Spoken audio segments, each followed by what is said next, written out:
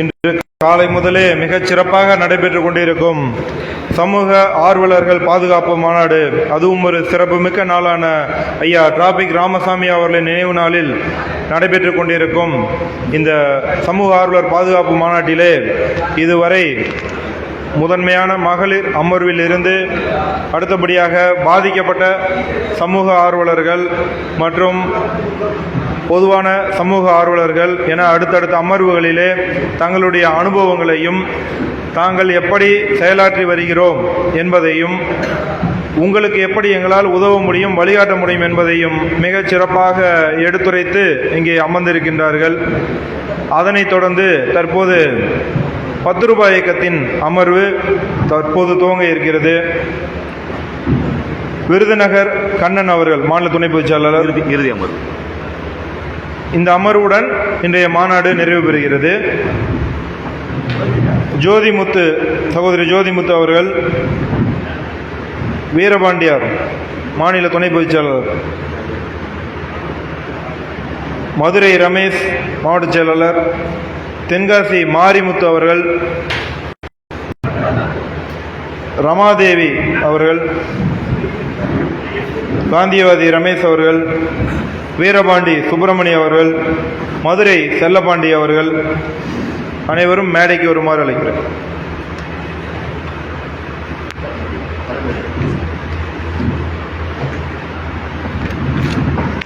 எல்லாம் ஃபுல் பண்ணிக்கணும் முன்னாடி வந்து.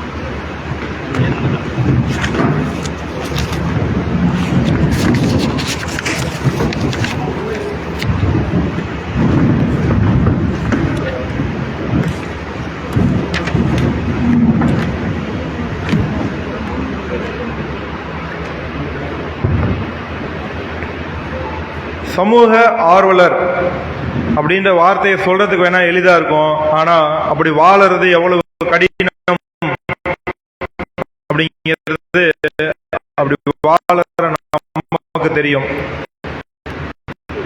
வீட்டில் இருக்கக்கூடிய கிடைக்கக்கூடிய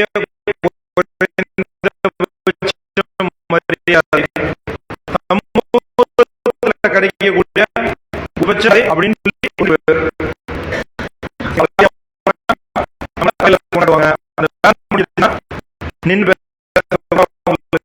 நேரம் இருக்காது.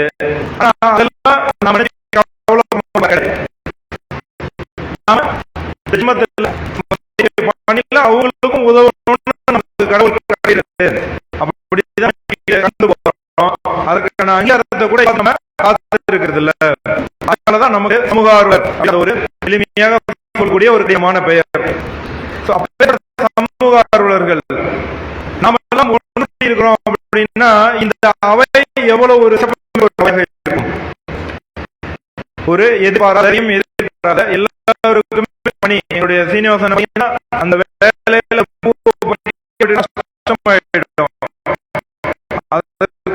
செஞ்சுட்டு தான் ஒரு வழக்கு எங்களுக்கு மாசம் எங்களுக்கு நண்பர்கள் சொல்லி வழக்க பாத்துக்க சொல்லிட்டு போக முடியும். அந்த காலிங் ஓவர் முடிகிற வரைக்கும் இங்க மனசு பாத்தீங்கன்னா அந்த நீதிமன்றத்துல தான் இருக்கும்.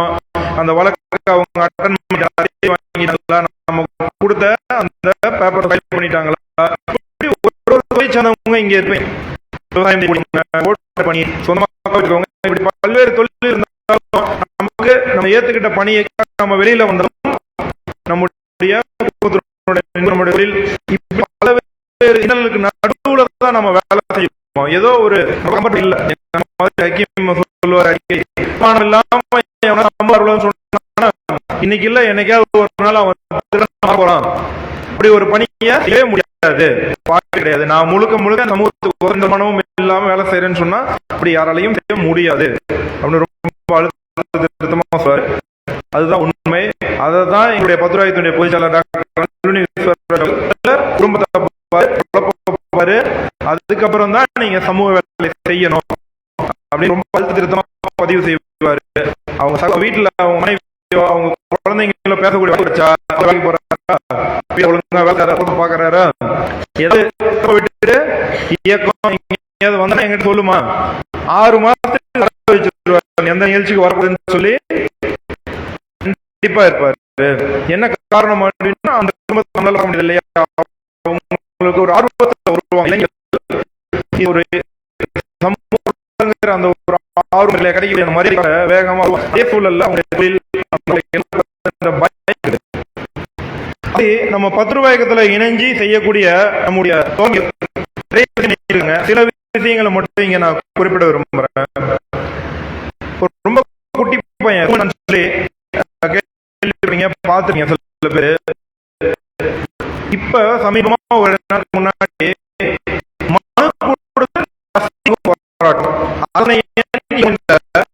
நீங்க எந்த ஒரு மனு கொடுத்தாலும் ஒரு 50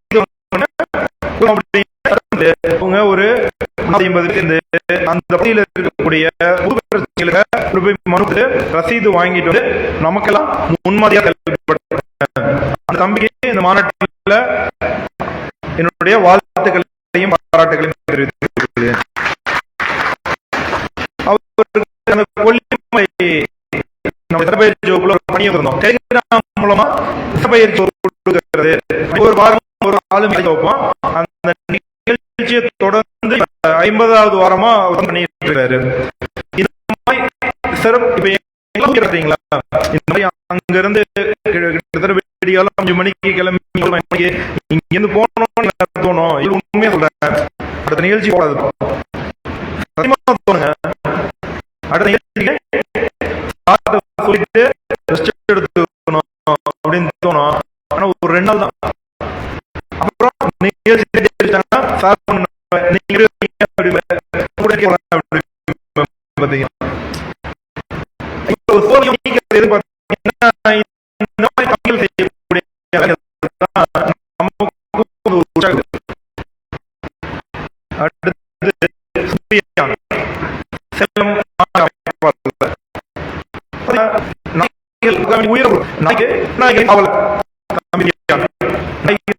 லட்சக்கணக்கில்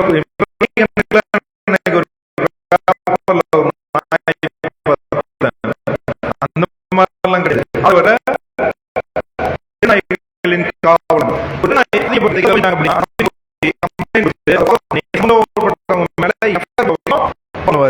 எங்களுக்கு நம்பிக்கை என்ன தெரியுங்களா? நாய்க்கு அடிபட்டாரு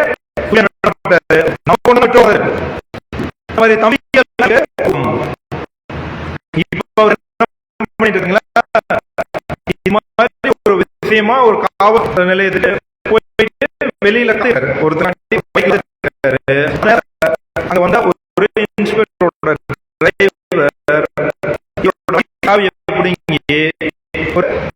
ஒரு வார்த்தை இல்ல ஒரு வார்த்தை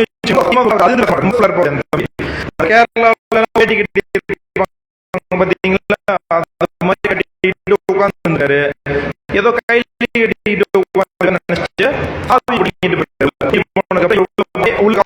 யாரும் பேசி சாவி தகவல் வார்த்தையில பேசுனதுக்கு அவங்க கேட்கணும் அப்படின்னு சொல்லி கோரிக்கை வைக்கிறாரு. அவங்க அதுக்கு அதோடைய நிலை என்ன அப்படின்னு பாத்தீங்கன்னா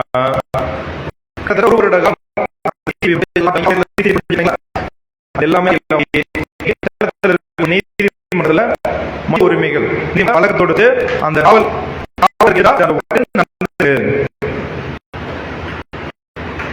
அவருக்கு ஒரு பாராட்ட கொடுக்கலாம். எல்லாமே மனித உரிமைக்கு தான் போக முடியும் அப்படின்னு தான் அதுக்கு முன்னாடி நினைச்சிட்டு இருந்தாங்க. எனக்கு தெரிஞ்சு ஒரு வருஷம் 1.5 வருஷத்துக்கு முன்னாடி எல்லாம் ஹியூமன் ரைட்ஸ் கமிஷன்ல அட்வொகேட்ஸ் நாங்க அப்படிதான் சொல்லுவோம். உன்னை ஹியூமன் ரைட்ஸ் கமிஷன்ல இழுத்துருவோம் பாத்துக்க அப்படிம்போம். யாராவது எங்களுடைய கிளைண்ட் பிரச்சனை கூட நாங்க வந்து ஹியூமன் ரைட்ஸ் கமிஷன்ல கம்ப்ளைண்ட் கொடுப்போம் அப்படின்னு தான் சொல்லுவோம். இன்னைக்கு கூட ஒரு டக்குன்னு சொன்னா அப்படிதான் சொல்லுவோம். ஆனா இந்த தம்பிங்க எல்லாம் என்ன பண்ணாங்க, பக்கத்துல இடம் இருக்குன்னு சார் வந்து நிறைய தடவை வழி கட்டினது அடிப்படையில என்ன நீதிமன்றத்துக்கு போனா ஒரு பிரச்சனை தெரியுங்களா? ரொம்ப பொறுமையா இருக்கணும்.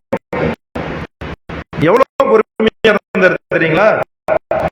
1.5 வருஷம் பொறுமையா இருந்தாரு தம்பி. 1.5 வருஷம் பொறுமையா இருந்து வந்து வழக்க நம்பர் ரொம்ப டைம் எடுத்து ஆனா நம்பர் பண்ணிட்டீங்கன்னு வச்சுங்களேன், அதனால அதோட ப்ராசஸ் போயிட்டே இருக்கும்.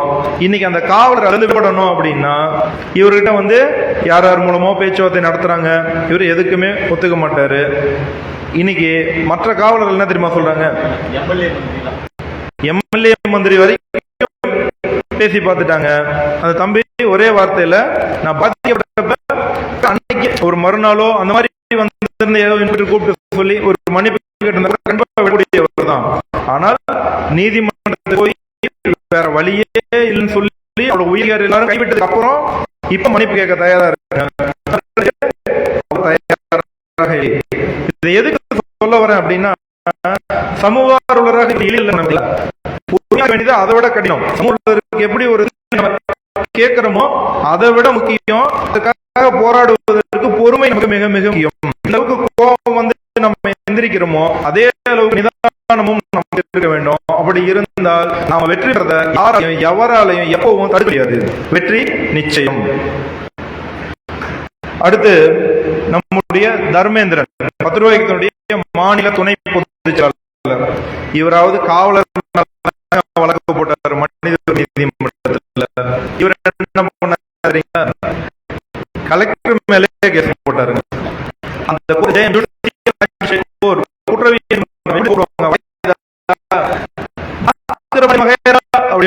அந்த ஒரு கூப்பிடுவார் வெளியில் யாத்திரை.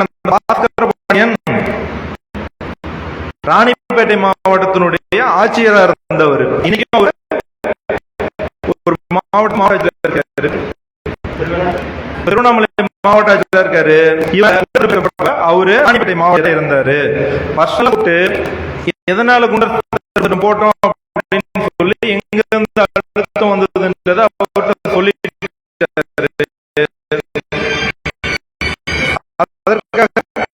விடுமுறை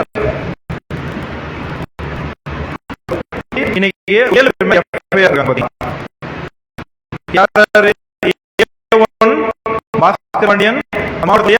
மாவட்ட ஆட்சியர், மாவட்டத்தினுடைய கண்காணிப்பாளர்,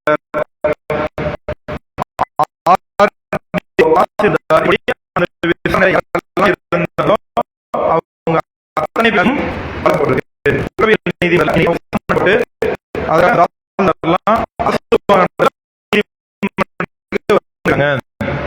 அதை தனியா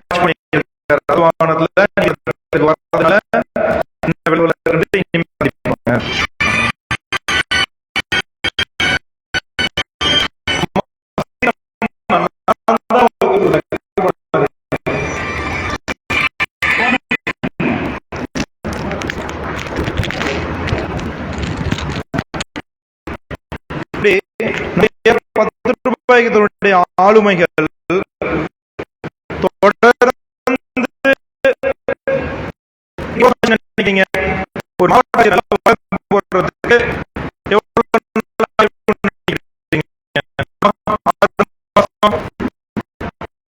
ஒரு ஒரு வருஷம் ஆயிடுச்சு.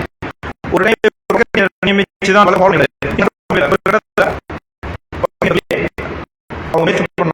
வழக்கு நீங்க என்னடியா பேசுகின்றாங்க. நம்ம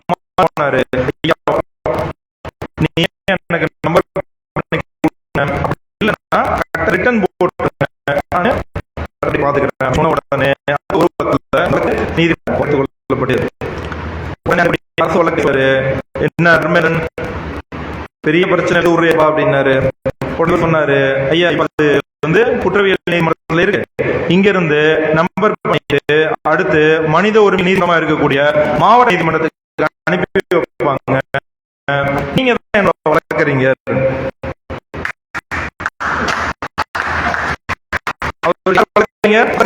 தான் பாதிக்கப்பட்டதுக்கு வளர்க்குறீங்க. அந்த நீதிமன்றம் நீங்க தான் வளர்க்குறீங்க அப்படின்னு சொன்ன அவர் தலை அடிச்சுக்கிட்டு போயிடுறாரு. எல்லாமே ஏன் நம்ம பதிவு பண்றோம்னா பொறுமை. உண்மையிலே தர்மேந்திரன்லாம் ஒரு ரஃபான ஆளு. நீங்க அவரு எப்ப பாத்தீங்கன்னா பாருங்க, அவரு போல பொறுமையா இருப்பாரா? இது எங்களுக்கு ஆச்சரியம். சார் வந்து நிறைய தடவை சொல்லுவாரு, பொறுமையா இது ஸ்டெப்ஸ் ஃபாலோ பண்ணா இப்படி ஒரு ரிசல்ட் வரும். அப்படி பொறுமையா அவர் ஃபாலோ பண்ணி அந்த எடுத்தாங்க. அதனாலதான் நம்ம ஃபாலோ பண்ணிட்டு இருக்கிறோம். அப்படின்னா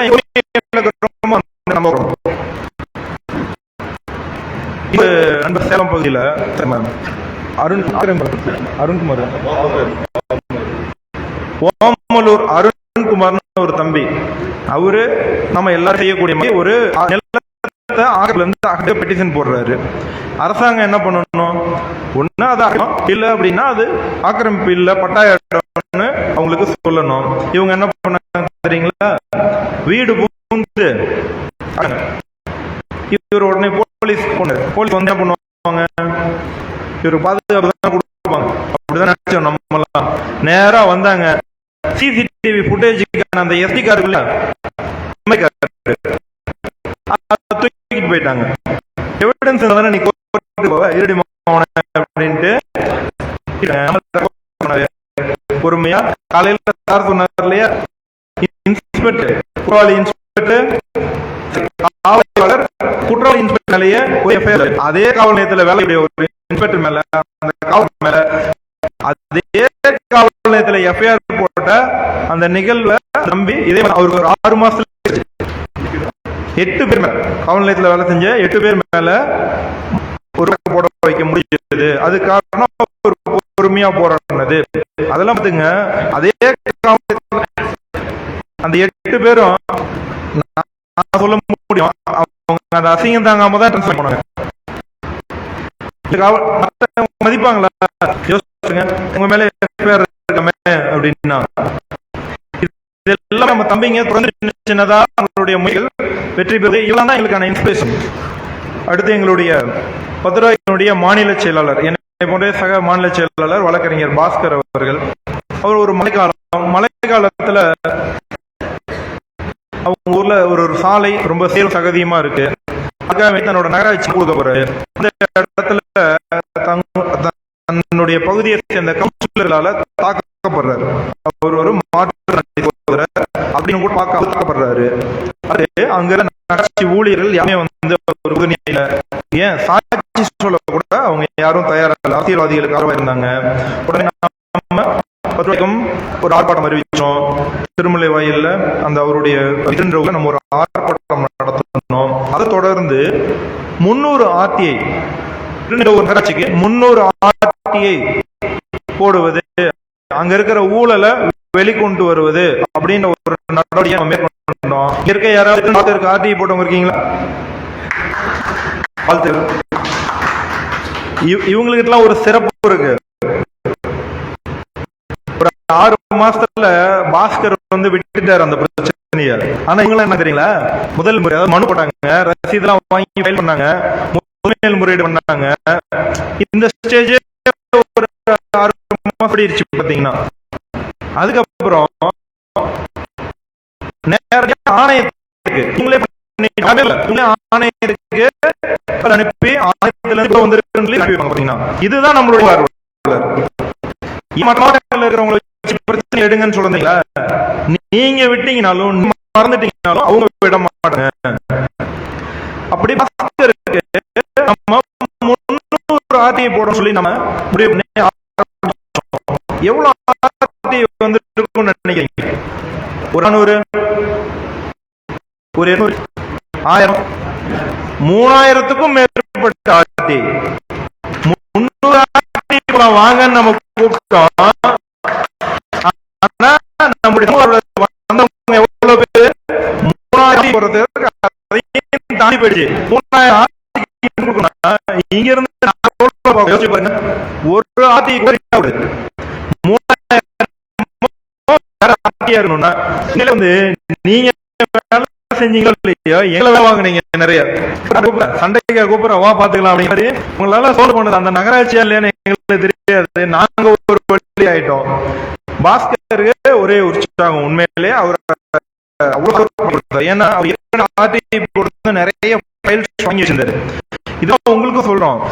பார்த்தா நினைக்காதீங்க. ஃப்ரீயா இருக்கும்போது ஒரு இல்லாம உங்களுடைய விஷயங்கள்ல கிராம கூட்டம் செலவு கணக்கு எல்லாமே நீங்க கேட்ட வெளியில இருக்கிற நம்ம தமிழ் மூலமா கேட்கும்போது வச்சுட்டு உடனே பிரச்சனை பண்ணுவோம், அவங்களுக்கு தொந்தரவு கொடுக்கணும், மனு வாங்கி வீட்டுக்கு போடுங்க. என்னைக்கு இருந்தாலும் ஆகும். எங்க தப்பு வச்சுக்கீங்க. நம்ம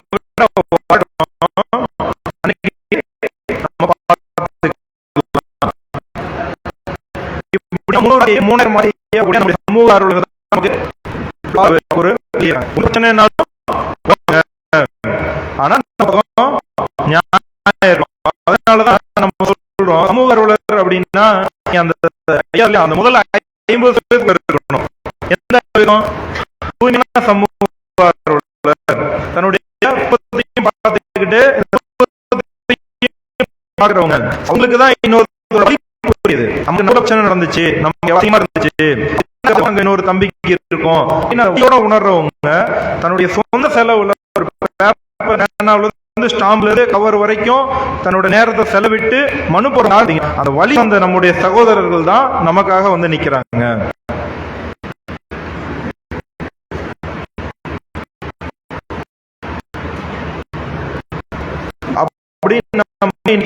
பல வச்சிருக்கிறோம். மறுபடியும் நேரம் வரும்போது நமக்கு இயக்கத்தோட அடுத்த பணிகள் இருக்கு. நேரம் வரும்போது நிறைய பேர் அனுப்புற வேலை அதை நிச்சயம் செய்வோம். நாம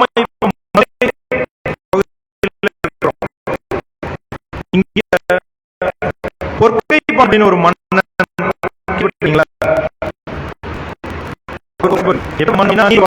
சோழன் தான் எல்லாரும் நம்ம ஒரு பெரிய ஒரு ஆசர்.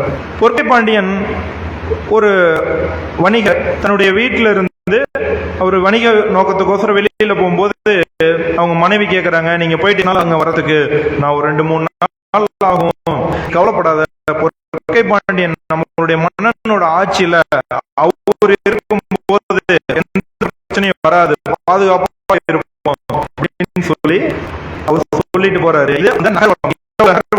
மன்னர் காதல வந்து இவருடைய ஆகா மக்கள் நம்ம எவ்வளவு பெரிய ஒரு நம்பிக்கை வச்சிருக்கிறாங்க அப்படின்ட்டு இன்னும் அந்த பாதுகாப்பு அதிகமாகவும் அந்த ரொம்ப போறாரு.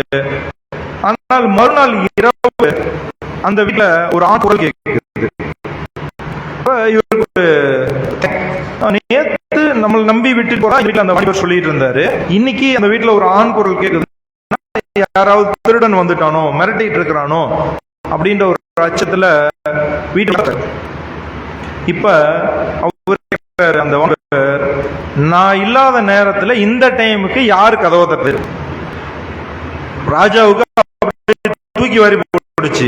ஐயோ நம்ம நல்லது நினைச்சு கதவை தட்டி இப்ப அந்த குடும்பத்துல ஆயிடும். இப்ப அவன் கதவை திறந்து பார்த்தாலும் நம்புவானான்னு தெரியல அப்படிங்கிற ஒரு அச்சம் ஏற்பட்டுச்சு. உடனே இவர் என்ன பண்ற, கதவையும் மறுநாள் எல்லாரும் போய் ராஜா நிக்கிறாங்க. ராஜா யாரோ வந்து எங்க வீட்டுக்கு கதவை தட்டிட்டாங்க. அது யாரா இருந்தாலும் ராஜா அவங்க கையை வேணும் ராஜா நீங்க அப்படிங்கிறாங்க. நீங்க எங்க வீட்டுக்கு சொல்லி மக்கள் எல்லாம் அந்த ராஜா தன்னோட வாளை எடுத்து தன்னுடைய கையை வெட்டி கொண்டார். அவர்தான் பொற்கை பாண்டியன். இப்பேற்பட்ட மன்னர்களுடைய வம்சாவளி. இந்த மண் இப்பேற்பட்ட மன்னர்களை கொண்ட மண். ஆனால் இதுல இன்னைக்கு வரக்கூடிய ஆட்சியாளர்கள் எப்படி இருக்கிறாங்க அப்படின்றது நமக்கே தெரியும். அவங்கள அப்படியெல்லாம் எதிர்பார்க்க முடியாது. நாம குறைந்தபட்சம் அவங்ககிட்ட அதெல்லாம் எதிர்பார்க்காம குறைந்தபட்ச ஒழுக்கத்தோட நம்மளை நம்பக்கூடிய மக்களுக்கு விசுவாசமா நம்ம செயல்படணும். நம்ம கையெல்லாம் வெட்டிக்க வேண்டாம், அந்த ராஜமரியெல்லாம் நம்ம செய்ய வேண்டாம். நம்மளால முடிஞ்ச செய்வோம். இது ஒரு போராட்ட சமூக ஆர்வலர் அப்படிங்கிறது ஒருத்தங்களுக்கு உதவி பண்ணி அவங்களுக்கு அதுல வெற்றிகள் அந்த வெற்றியை உண்மையிலே அனுபவத்துக்கு எவ்வளவு சந்தோஷமா இருக்குன்னு நமக்கு தெரியாது. ஆனால் அதற்காக உறுதுணையாக நின்ற நமக்கு அவ்வளவு மகிழ்ச்சியா இருக்கும். அந்த மகிழ்ச்சி அனுபவிப்பாரு.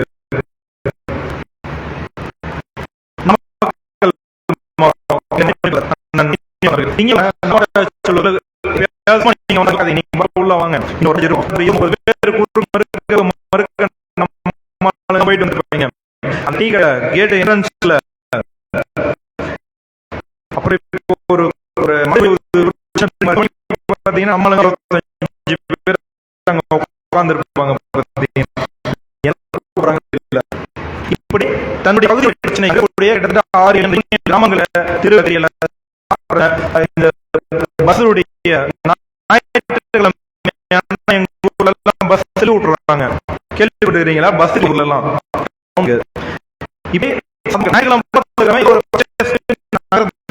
போவான், ஞாயிற்றுக்கிழமை டவுன் பஸ்ஸுக்கு போற இப்படி பல பிரச்சனைகள் இதெல்லாமே தொடர்ந்து மனு கொடுத்துட்டு போய் இவர் என்ன அறிமுகப்படுத்துறதுக்காக டிஆர்ஓ பண்ணாரு. நாங்க 2 பேர் உட்காந்துருக்கோம். இவர் உடனே டிஆர்ஓட அந்த உதவியாளர் இருப்பார் இல்லையா, அவர்கிட்ட போயிட்டு பேப்பர் எடுத்துறோம். இவரோட பேப்பர் எங்கேயோ போயிட்டு அவரு வாங்கிட்டு உள்ள வந்து கொண்டு அந்த சமூக ஆர்வலர் நேர்மையாக இருந்தால் நமக்கு ஒரு அலுவலர் எப்படி செய்வாங்க, நமக்கு எப்படி மதிப்பாங்க அப்படின்னு நம்முடைய அதை தொடர்ந்து நம்முடைய விருதுகள் நம்முடைய சகோதரர் மாநில துணை பேச்சர் கண்ணன் அவர்கள், நம்முடைய சகோதரி ஜோதிமுத்து அவர்கள், இவரெல்லாம் பாத்தீங்கன்னா பட்டாசு ஆலைக்கு எங்க ஊர்ல லைசன்ஸ் வாங்குறதே ரொம்ப கஷ்டம். தீபாவளிக்கு பட்டாசு கடை வைக்கணும்னா அது பெரிய குதிரை கொம்பு. தீபாவளிக்கு பட்டாசு கடை வைக்கிறோம்னு சொன்னாலே அங்க இருக்கிற தீயணைப்பு வீரர்களுக்கும் போலீஸுக்கும் தீபாவளி வந்துடும். 10 நாள் முன்னாடியே தீபாவளி அவங்களுக்கு. என்ன காரணம்? Cutting, commission. ஆனா இங்க பட்டாசுக்குனே பேர் போன இந்த ஊர்ல பட்டாசு லைசன்ஸுக்கு 1 ரூபாய் கூட லஞ்சம் வாங்கி கொடுக்காம லைசன்ஸ் வாங்கி கொடுத்துட்டு இருக்கிறாரு எங்களுடைய சகோதரர் அருமைச்சவர் கண்ணன் அவர்கள். இப்படி விருதுநகர் வரலாற்றிலேயே முதல் முறையாக சொல்லுவாங்க இல்லையா, இந்திய வரலாற்றிலே முதல் முறையாக, விருதுநகர் வரலாற்றிலேயே முதல் முறையாக. ஆமா, இதெல்லாமே அவங்க எவ்வளவு தூரம் அந்த மக்களை நேசிச்சிருந்தாங்கன்னா, எவ்வளவு தூரம் ஒரு அன்பு செலுத்தினா இப்படி இருக்க முடியும் அப்படிங்கிறது ஒரு ஆச்சரியம். இதெல்லாம் தான் எனக்கும் நம்முடைய பொதுச்செயலாளர்களுக்கும் ஒரு நம்முடைய மற்ற நிர்வாகிகளுக்கும் எங்களுக்கும் உங்களை மாதிரியே எல்லா பிரச்சனைகளும் இருக்கு.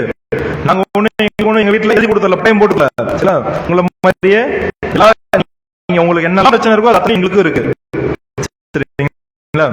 அதையும் தாண்டி எங்களை வைக்கிறது நம்மளுக்கு இந்த மாதிரி நம்மளுடைய நிர்வாகிகளோட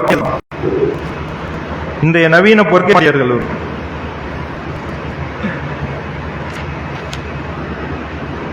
அடுத்து நம்முடைய ஹரிஸ் அப்படின்ட்டு கிருஷ்ணகிரி மாவட்ட செயலாளர்.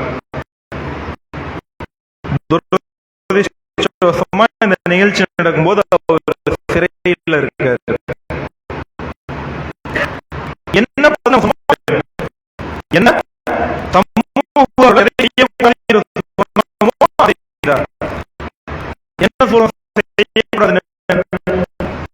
ஒரு பிரச்சனை எங்களுடைய மூத்த வளர்ச்சி சொல்லுவாங்க, வயல்ல எதிர்பார்த்து வந்து எங்களை அடிக்க வராங்க, போன் பண்ணுவாங்க, நீங்க அங்க பாட்டுக்க கூடாது அப்படின்னு வழக்கறிஞர்கள், நாங்க இளம் வழக்கறிஞர்களா சேரும் போது சொல்லுவாங்க. நாங்க எங்க போகணும்? உடனடியா காவல்துறைக்கு தகவல் கொடுக்கணும். இந்த மாதிரி இந்த கிராமத்துல குப்புசாமி அப்படிங்கிற ஒருத்தர ராமசாமிங்கிற ஒரு தாக்கி இருக்கு, நீங்க உடனடியா அந்த ஸ்பாட்டுக்கு போங்கன்னு காவல் நிலையத்துக்கு தகவல் கொடுக்கணும். போலீஸ் அந்த இடத்துக்கு முதல்ல வந்ததுக்கு அப்புறம் தான் நாங்க அந்த இடத்துக்கு போகணும். அதையும் ரொம்ப வேற வழியே இல்லைன்னா தான் போகணும். அடுத்து எங்களுடைய கட்சி எங்களுடைய தாக்கப்பட்டு மருத்துவமனையில இருந்தால் நாங்க அங்கதான் போகணும். அங்க போயிட்டு அவருக்கு புகாருக்கு சட்டப்படி எப்படி வழிகாட்டணுமோ அதுபடி சட்டத்துக்கு இதைத்தான் சமூகராகிய உங்களுக்கும் நாங்கள் சொல்லிக் கொண்டிருக்கிறோம். நீங்க இதை விட எச்சரிக்கையா இருக்கணும். எங்களையாவது நீங்க யாரு கேட்டா நம்மளுடைய வழக்கறிஞர் அப்படின்னா யாருப்பா உங்களையும் அந்த வழக்குல பாத்தியா சேர்த்துட்டு போயிருவாங்க. அதுக்கப்புறம் அதை ஏன்டா சேர்த்தோன்னு வருத்தப்பட வைப்போம், அது வேற விஷயம். ஆனால் நீங்களே பண்ணணும். அப்ப நம்ம தம்பி என்ன பண்ணாரு, அவங்க ஊர்ல ஒரு நீர்நிலை புறம்போக்குல நம்ம மின் கோபுரம் சொல்லுவாங்க இல்லையா, 11,000 வோல்ட் அந்த மாதிரி அந்த அதிகமான வோல்ட் எடுத்துட்டு போகக்கூடிய உயர் கோபுரங்கள் ஒரு வாய்க்கால மறிச்சு அதை பில்ட் பண்ணிட்டு இருக்காங்க. இவங்க என்ன பண்ணாங்க, தம்பி ஹரிஸ் நீ தான் பெரிய சமூக ஆர்வலர், 10 ரூபாயத்துல வேற வாப்பா அப்படின்னு கோவில் கடை இருக்கும்ல அது மாதிரி கூட்டிட்டு போய் நம்மால நம்மளும் ஊர்க்காரெல்லாம் நம்மளை கூட்டிட்டு போயிட்டாங்களேன்ட்டு ரொம்ப வீரத்தோட போய் எல்லாம் அள்ளி டிராக்டர்ல போட்டு வண்டியை ஸ்டேஷனுக்கு விடுறா கொண்டு போய் விட்டு வந்துட்டாங்க. கொண்டு போய் ஸ்டேஷன்ல விட்டாச்சு. மறுநாள் நம்மால் ஒரு கம்ப்ளைண்டும் கொடுத்தாரு. மறுநாள் என்னாச்சு தெரியுங்களா?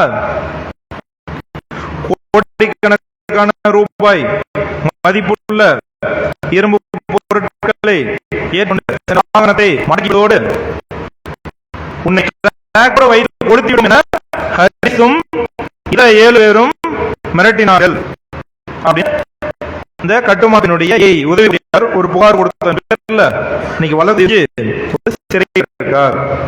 இந்த நிலைக்கு காரணமா என்ன நினைக்கிறீங்க? அவர் அந்த போயிருக்க கூடாது. அது என்ன கோபுரம் போட்டாங்கன்னா நம்ம எடுக்க முடியாதா? நீர்நிலை புறம்போக்க எந்த வகையிலும் ஏற்றுக்க முடியாதுன்னு இன்னைக்கு உயர்நீதிமன்றம் சொல்லிட்டு இருக்கு. இவன் நீர்நிலை கோபுரம் போடுவேன்னு ஒரு கால நினைக்கிறான். சரிங்களா? தேவையான அளவுக்கு மனு கொடுத்து நம்ம என்ன பண்ணிருக்கணும் சொல்லுங்க. கிராம மக்கள் கிட்டத்தட்ட அந்த ஸ்டேஷன் வாசல்ல 30-40 பேர் வந்து நிக்கிறாங்க. இவர் கைது செய்யப்பட்டப்ப இதே 30-40 பேரை இன்னும் 40 பேர் சேர்த்து கூட்டிட்டு போய் மாவட்ட ஆட்சியர் அலுவலகத்துக்கு ஒரு கோரிக்கை அடைச்சோம்னா நம்மளும் அங்க போயிருப்போம். இது தடமா சேதாரம் செஞ்சிருக்க முடியுமா? இதை விளைவு இன்னைக்கு அந்த தம்பி அவங்க என்னென்னலாம் அவங்க இருக்கு, சக்கரை பொங்கல் இருக்கு. பார்த்துக்குவோம். நம்மால் வெளியில வர்றதுக்குள்ள என்ன பார்ப்போம்.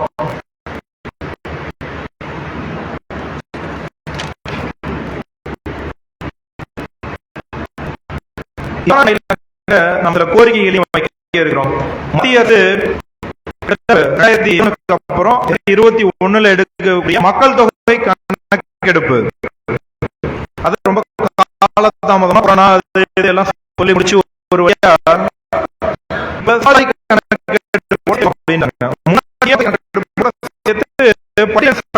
கணக்கெடுப்பாங்க. பொருளாதாரத்தில் அவங்க முன்னேற்ற அவங்களுக்கு கணக்கெடுப்பாங்க. நாம என்ன கேட்கிறோம்னா, நீ கணக்கெடுக்கும் போது சமூகத்தையும் கணக்கெடுக்கிறோம். இந்த மாநிலாக உங்க வீட்டுல பைக் இருக்கா, கார் டிவி இருக்கா கேக்குறல, உங்க வீட்டுல சமூக ஆர்வலர் கேளு. உங்க வீட்டுல சமூக ஆர்வலர் இருக்காங்களான்னு கேளு. அப்படி எத்தனை இருக்காங்கன்னு பாருங்க. உங்களுக்கு எப்படி அடையாள அட்டை கொடுத்தோ அது போல அவர்களுக்கு அவர்களை அடையாளப்படுத்தி வேண்டும். வந்து எனக்கு பெண்கள் பாதுகாப்புக்கு தனி காவல் நிலையம், SC/ST பாதுகாப்புக்கு படி சகோதர பாதுகாப்புக்கான அமைப்புகள் அதற்கான சட்டத்தில் உருவாக்கப்பட்டுள்ளதோ அதுபோல சமூக ஆர்வலர் பாதுகாப்பு சம் 2026 என்ற பெயரிலே சட்டம் இயற்றப்பட வேண்டும். ஏன்னா இந்த சமூக ஆர்வலர் பாதுகாப்பு மாநாட்டின் சார்பாக நாங்கள் மத்திய அரசிற்கு கோரிக்கை வைக்கிறோம். சமூக ஆர்வலர் கொரோனா காலத்திலே பணியாளர்கள் எந்த அளவுக்கு உங்களுக்கு தேவைப்பட்டார்களோ அதே அளவிற்கு இந்த சமூகம் பாதுகாப்பு செயல்பட வேண்டுமானால் இதனுடைய அந்த பில்லர் என்று சொல்வார்கள் இல்லையா, இன்னைக்கு பத்திரிகைகள்லாம் எப்படி செயல்படுது நமக்கு தெரியும். அதை இன்னைக்கு ஒரு கிராமம் நம்முடைய சமூக ஆர்வலர்கள் பாதுகாக்க போராடி கொண்டிருக்கின்றனர். அவர்கள் தான் இந்த அந்த ஒரு கண்காணிப்பு இருக்கு இல்லையா, விஜிலன்ஸ் எல்லாம் எந்த அளவுக்கு நமக்கு தெரியும். ஆனா உண்மையான நாங்க இங்க இருக்கிறவங்க எங்க சகோதரர்கள் நாட்டில் இருக்க ஏதாவது ஒரு அரசாங்கத்துக்கு உண்மையிலே 1% எண்ணம் இருந்த நபர் போன்ற இங்கேயும் சரி வெளியே இருக்கக்கூடிய நம்முடைய சமூக ஆர்வலர்கள் தான் ஊக்குவிக்க வேண்டும். சமூக ஆர்வலர்களுக்கென தனி சட்டங்கள் ஏற்றப்படும். அவளுக்கு வழங்கப்பட வேண்டும். 60 வயது ஆகிறது என்றால் அரசாங்கத்தில் சம்பளம் வாங்கி கொண்டு ஓய்வூதியம் கொடுங்க. நீ கொடுத்தது 2 கோடி செட்டில்மெண்ட் கொடுக்குறாங்க. மருத்துவக் கல்லூரியினுடைய டீன் அவருக்கு வரக்கூடிய தொகை, பென்ஷன் எல்லாத்தையும் கூட்டினா எவ்வளவு வரும்னு நினைக்கிறீங்க?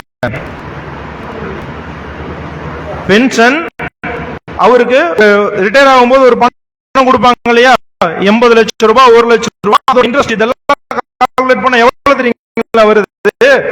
2 லட்சம் ரூபாய். அவரு ஆனதுக்கு அப்புறம் தனியார் மருத்துவ செய்யலாம் தெரியுமா? 58 வயசுல 50 வயசுல 2 லட்சம் சம்பளம் கொடுப்பாங்க. அரசாங்கம் 2 லட்சம், அவன் 2 லட்சம், 50 வயசுல அவருக்கு 4 ஆனா இங்க சாப்பாட்டுக்கு இருக்கோ இல்லையோ, அங்க இருந்து பஸ்ஸுக்கு காசு இருக்கோ இல்லையோ, ஆனால் என்னுடைய மக்கள் நான் காப்பேன், எனக்கு கிடைக்கிற நேரத்தில் இந்த சமூகத்துக்கு செயல் செய்வேன் அப்படின்னு நினைக்கக்கூடிய எங்களை போன்ற நம்மை போன்ற பட்டுட்டு உண்மையிலேயே 50 யார் வறுமையில் வாழ் கொண்டிருக்கிறார்களோ அவருக்கு ஓய்வூதியம் கூட வேண்டும் என அரசாங்கத்தை கேட்டுக்கொள்கிறேன். நன்றி நண்பர்களே.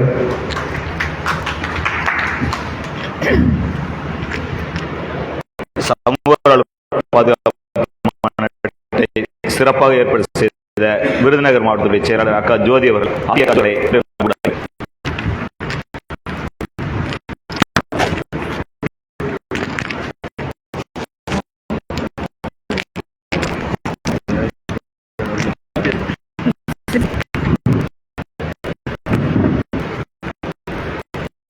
இந்த பாதுகாப்பு கலந்து கொண்ட விஸ்வராஜ் ஐயா அவர்களுக்கும் மற்ற மாவட்டங்களிலிருந்து வந்து வருகை புரிந்த மாநில செயலாளர் அவர்களுக்கும் மற்ற மாவட்டத்திலிருந்து வந்திருந்த பொறுப்பாளர் அவர்களுக்கும் எனது முதற்கண் வணக்கத்தையும் நன்றியையும் தெரிவித்துக் கொள்கிறேன். நான் எப்படி என்ன சொல்லணும்னா, அண்ணாதையும் எல்லாரும் சொல்லி முடிச்சுட்டாங்க. நம்ம இருக்கணும், அதுதான் நம்மளோட லைஃபும் இப்ப இருக்கு. சமூக லைஃப் அப்படிதான் இருக்கு. சமீபத்தில் எனக்கு ஒரு சம்பவம் நடந்திருக்கு. அம்மா விளையாடு மைதானம் வந்து RDA வந்து போட்டது வந்து அம்மா விளையாடு மைதானம் எங்கே இருக்குன்னு எங்களோட ஊராட்சி. அப்படி கேட்க அவங்க பொது தகவல் எந்த ஒரு கொடுக்கல. ஃபர்ஸ்ட் அப்பீல் போடும்போது சொன்னாங்க இல்ல, வந்து அந்த இடத்துல வந்து அந்த மைதானமே பிளே கிரவுண்டே இல்ல. செகண்ட் அப்பீல் போகும்போது போட்டோஸ் அனுப்புனாங்க, அதுவும் நாங்க செக் பண்ணி இதுக்காக இந்த 2020 இந்த 3 வருஷமா ரொம்ப கஷ்டப்பட்டு அந்த வெயிட் பண்ணி பார்த்தேன். இப்ப ஆணையில இருந்து கால் பண்ணிடுறாங்க. ஆணையர்ல இருந்து கால் பண்ண உடனே கான்ஃபரன்ஸ்ல ஆணையர் பேசினேன். அவங்க இருந்து என்ன சொல்றாங்க, யூனியன் ஆபீஸ்ல இருந்து வந்திருந்தாங்க. அவங்க சொன்னதுன்னா ஏற்கனவே எல்லா டாக்குமெண்ட்ஸ் சப்மிட் பண்ணிட்டோம், பொய் சொல்றாங்க, இவங்க பொய் சொல்றாங்க, சரியான டாக்குமெண்ட்ஸ் கொடுத்துட்டோம்னு சொன்னாங்க. அப்ப ஆணையர் கேட்டாரு. ஆணையர் யாருன்னா பிரியா குமார், அவங்க தான் எனக்கு ஆணையர் வந்திருந்தாங்க. அவங்க வந்து கேட்டாங்க, நீங்க என்ன பண்றேன்னு கேட்டேன். நான் பொதுவா 24 வருஷம் சமூக ஆர்வலராக தான் இருக்கேன் அப்படின்னு சொல்லவும், அப்போ உங்களுக்கு வருமானம் இல்லை என்னன்னு கேட்டாங்க. நான் என்னோட டீல்ஸ் பயோடேட்டா சொன்னேன், இந்த மாதிரி பிரியா வீட்டில் தான் இருக்கும்னு சொல்லவும் அவங்க கொஞ்சம் மைண்ட்ல வச்சு, அப்போ உங்களுக்கு என்னதான் பிரச்சனை, அவங்க தான் டாக்குமெண்ட் கொடுத்துட்டாங்கல்ல, ஏன் நீங்க இந்த மாதிரி சொல்றீங்க அப்படின்னு கேட்டாங்க. நான் வந்து விடல, நான் வந்து பொய் சொல்லல சார், நான் உண்மையா சொல்றேன், அவங்க தவறான டாக்குமெண்ட் தான் கொடுத்துருக்காங்கன்னு ஒரு 43 மினிட்ஸ் அவர்கிட்ட நானே வாதாடினேன். அப்போ அவர் ஒரு ரிப்போர்ட் கொடுத்தாரு.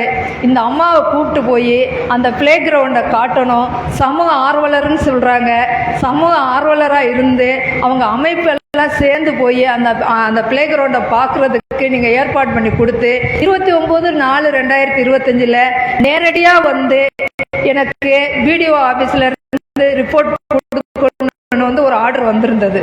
அது சம்பந்தமா இது 29/4/2025 முன்னாடி முதல் நாள் முன்னாடி என்னை கூப்பிட்டுருந்தாங்க. நானும் போனேன். நான் போன இடம் வந்து அவங்க சொன்ன வந்து ஃபர்ஸ்ட் வந்து பாப்பை நாயக்கர்பட்டின்ற ஊரை தான் காட்டியிருந்தாங்க. பிளே கிரவுண்ட் இங்கதான் இருக்குன்னு காட்டியிருந்தாங்க. ஆனா நான் மார்னிங் கேட்கும்போது பக்கத்து ஊரு நாயக்கர்பட்டி ஒரு ஊரை சொன்னாங்க. அப்ப எனக்கு ஒரு டவுட் வந்துருச்சு. பாப்பை நாயக்கர் சொல்றாங்க, பாப்பை நாயக்கர்பட்டி வந்து எங்களோட ஊராட்சியை சேர்ந்தது. விஓ வரும். அடுத்த ஊருன்னு சொல்லும் போது அது வந்து வேற ஊராட்சி. தாலுகாவுக்கு பண்ணேன். அதுக்கப்புறம் சிஐடிக்கு சொல்லிட்டு நேரா போனேன். என்னோட அமைப்புல ஒரு 4 பேரை கூப்பிட்டுட்டு போனேன், தனியா போகல. ஏன் சொல்றேன்னா, அவங்க எங்க கூப்பிட்டாலும் உடனே நம்ம போயிடக்கூடாது. மெயின் பாதுகாப்பு தான் மெயின்னா நம்ம தான் எடுத்துக்கிட்டு. எல்லாரும் சாங்க எது இருந்தாலும் யாரும் வரமாட்டோம், எங்க இருந்தாலும் வரமாட்டோம். அப்ப நம்ம ஐடியா எடுத்து இந்த மாதிரி சொல்றாங்க, அப்ப ஏதாவது நம்மளை பண்ண போறாங்க சொல்கிறாங்களா எதுக்கு என்னன்னு நமக்கே ஒரு டவுட் வந்துடணும். வந்துட்டு நான் என்ன பண்ணேன், அமைப்பில் இருக்கிறவங்க எல்லாம் கூப்பிட்டு அந்த இடத்துக்கு போனோம்னா காட்டுக்குள்ள ஒரு 1/2 கிலோமீட்டருக்கு உள்ள கூப்பிட்டு போகிறாங்க. எல்லாம் முள்ளாக இருக்கு. எனக்கே பயம் வந்துருச்சு. அங்கே போனால் யாரும் வீடியோ ஆஃபீஸரும் இல்லை, யாரும் இல்லை. கிளர்க்கும் துப்புரவு பணியாளர்கள் 2 பேரும் உட்கார்ந்துருக்காங்க. தூரத்தில் இருந்து பார்த்தா அந்த முள்கடியில் 2 பேரை பார்த்தா எங்களுக்கு பயம் வந்துருச்சு. என்னடா யாரோ 2 பேர் உட்கார்ந்துருக்காங்க, அது 2 வீலர் டிவி வச்சுட்டு உட்காந்துருக்காங்க, இது யாரோ தெரியல அப்படின்னு நாங்கள் கொஞ்சம் நின்றுட்டோம். நின்றுட்டோம், எல்லாரும் ஒரு போனோம், நின்றுட்டு கொஞ்சம் இருந்து பார்த்துட்டு பிறகு கிளர்க் கூப்பிட்டாரு, வாங்க சும்மா வாங்க, பிரச்சனை இல்லை வாங்க அப்படின்னு சொன்னார். இருந்தாலும் பயம் இல்லாமல் போனோம். போய் பார்க்கும்போது அந்த பிளே கிரவுண்டு டோட்டலி டிஃப்ரெண்டாக இருந்தது. திரும்பி ஐயாட்ட வந்து கலெக்டர் ஐயாட்ட அதே பெட்டிஷனில் நிறையுமே பெட்டிஷன் கொடுத்துருக்கோம். ஏன் சொல்ல வரேன்னா, ஏமாத்திட்டு இருக்க தான் செய்கிறாங்க. நம்ம பெட்டிஷன் கொடுக்க தான் செய்யணும், பாதுகாப்போடு செய்யணும். எது இருந்தாலும் அதுக்காக வந்து நம்ம வந்து அமைப்போ எதையும் நம்ம குறை சொல்லக்கூடாதுன்னு தான் என்னோட ஒரு வேண்டுகோள் எல்லார்கிட்டையும். இன்னொரு விஷயம் வந்து ஊராட்சி தலைவர் வந்து நான் போன் எடுத்தா எடுக்க மாட்டார், போன் அடிச்சா எடுக்க மாட்டாரு. பக்கத்துல ஐயாட்ட சொல்லி, நீங்க போன் அடிங்க, இந்த கால்வாய் வசதி சரியா இல்ல, நீங்க கேளுங்கன்னு சொல்லவும் அவர் போன் அடிக்கிறாரு. நான் பக்கத்துல நின்று இருக்கேன். என்ன பற்றி தவறான வார்த்தைகளை யூஸ் பண்றாரு, தவறான திட்டுறாரு. எனக்கு மைண்ட் சரியில்லை. நானும் அவங்களை ஒரு வாரம் நானும் கணவரும் தூங்கலை. ஏன் இந்த மாதிரி சொன்னாரு? ஊருக்குள்ள நல்லா பேசுறாரு, நம்மளை வந்து ஏன் இந்த மாதிரி திட்டுறாரு, அசிங்கமா திட்டாரு, அசிங்கமா ஒரு வார்த்தை சொன்னாரு. ஏன்னா தூக்கமே இல்லை. அப்ப உடனே வந்து ஹக்கீம் பாயும் நம்ம தமிழ்நாடு பாதுகாப்பு குழு தலைவர் அண்ணாதுரை ஐயாவோ அவங்களுக்கு கால் பண்ணியிருந்தோம். அவங்க உடனே வந்தாங்க. பிளஸ் நம்ம மாநில பொதுச் செயலாளர் தலைவர் கண்ணா இருந்தோம். கேட்டாங்க, நான் ஒண்ணு எந்த தப்பு பண்ணல, ஒரு வார்த்தை தான் சொன்னாரு, அது எங்களுக்கு முடியல. இந்த கிராமத்துல வந்து நாங்க ஒரு 3 இயர்ஸ் முன்னாடி யார்கிட்டயும் வார்த்தை நாங்க வாங்கல அப்படின்னு சொன்னேன். சரி, என்ன கம்ப்ளைண்ட் கொடுக்கணும் வந்தாங்க, அமைப்புல இருந்து வந்தாங்க, கொடுத்தாங்க. எஃப்ஐஆர் ஃபைல் பண்ணோம். எஃப்ஐஆர் ஃபைல் அதுக்கு மணி கேட்க வந்தாரு. ஃபைல் பண்ணதுக்கு அப்புறம் மணி இடையில எங்க கோர்ட்ல வந்து வித்ட்ரா பண்ணிக்க சொல்லி அனுப்பியாரு. இந்த மாதிரி பாதுகாப்பு நம்ம அமைப்புல இருக்காங்க. எந்த இடத்துல முறையை வந்து நம்ம தெரிஞ்சுக்கணும். அதான் ரொம்ப இம்பார்ட்டன்ட் சொல்லி என் உரையை நன்றி, வணக்கம்.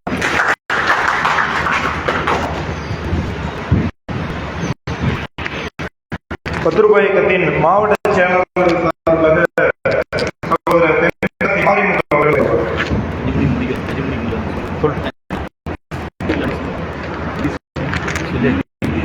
5 மணிக்கு இன்றைய மாடு நிறைவேற இருக்கிறது.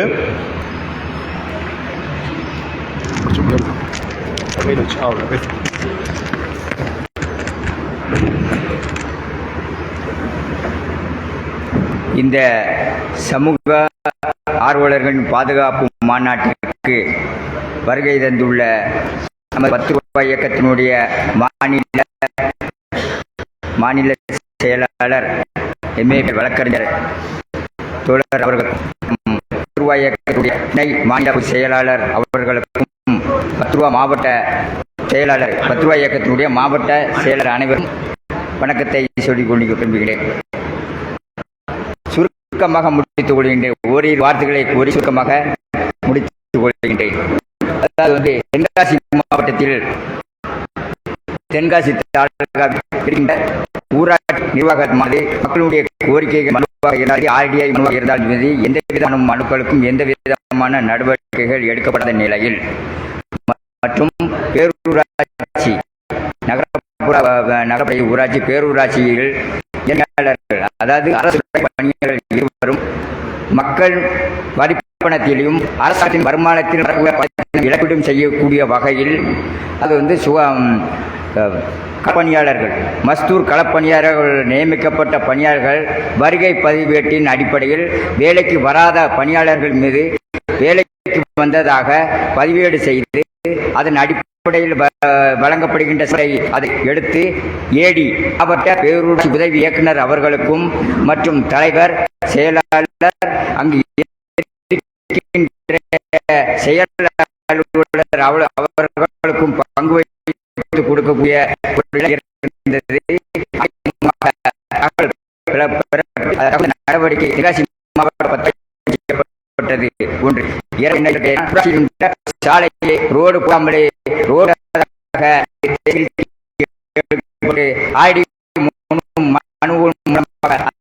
அந்த தகவல் பெற்றோம். காவல்துறை சட்டம் 1165 அலுவலர்கள் பணியில் இருக்கும் காத்திருக் கொண்டு சென்றோம். அதன் அடிப்படையில் காவல்துறை அந்த வீடியோ எல்லாரையும் வர சொல்லி நடவடிக்கை எடுக்கப்பட்டார்கள். இதுகளை செய்து நம்ம முடியும். இந்த கூட எனக்கு பேச வாய்ப்பளித்த அனைவருக்கும் நன்றி, வணக்கம்.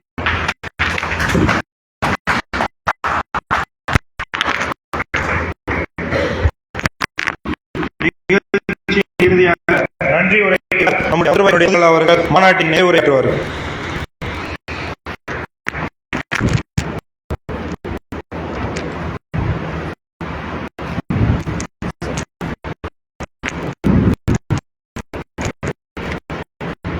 தமிழகத்தின்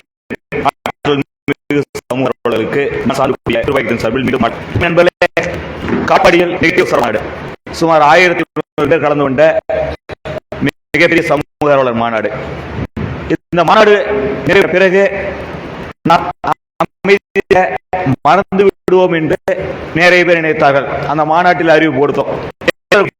ஜனவரியில் சென்னையில் பிரம்மாண்டமான தமிழகம் முழுவதும் இருக்கக்கூடிய அனைத்து சமூக ஆர்வலரும் சந்திக்கக்கூடிய நடத்தியிருக்கிறோம். அந்த மாநாட்டிற்கு முன்னதாக தென் மாவட்டங்களில் ஒரு மாநாடு, மேற்கு மாவட்டங்களில் ஒரு மாநாடு, கிழக்கு மாவட்டங்களில் ஒரு மாநாட்டை நடத்திட்டு ஒவ்வொரு மாவட்டத்திலும் ஒரு ஆலோசனை கூட்டத்தை ஏற்பாடு செய்து டிசம்பர் மாதம் அல்லது ஜனவரி மாதத்தில் தமிழகம் தழுவிய சமூக ஆர்வலர் மாநாட்டினை நடத்தியிருக்கின்றோம். இந்த ஒவ்வொரு மாவட்ட ஆலோசனை கூட்டங்களையும் மண்டல அளவிலான மாநாடுகளையும் 10 ரூபாய்க்கும் சார்பிலே நடத்தியிருக்கின்றோம். ஆனால் மாநாட்டை தமிழ்நாடு சமூக ஆர்வலர் கூட்டமைப்பு நடத்துகின்றது. சமூக ஆர்வலர் கூட்டமைப்பு மாநாடு நடத்தியிருக்கின்றது என்கின்ற அறிவிப்பினை வெளியிட்டோம்.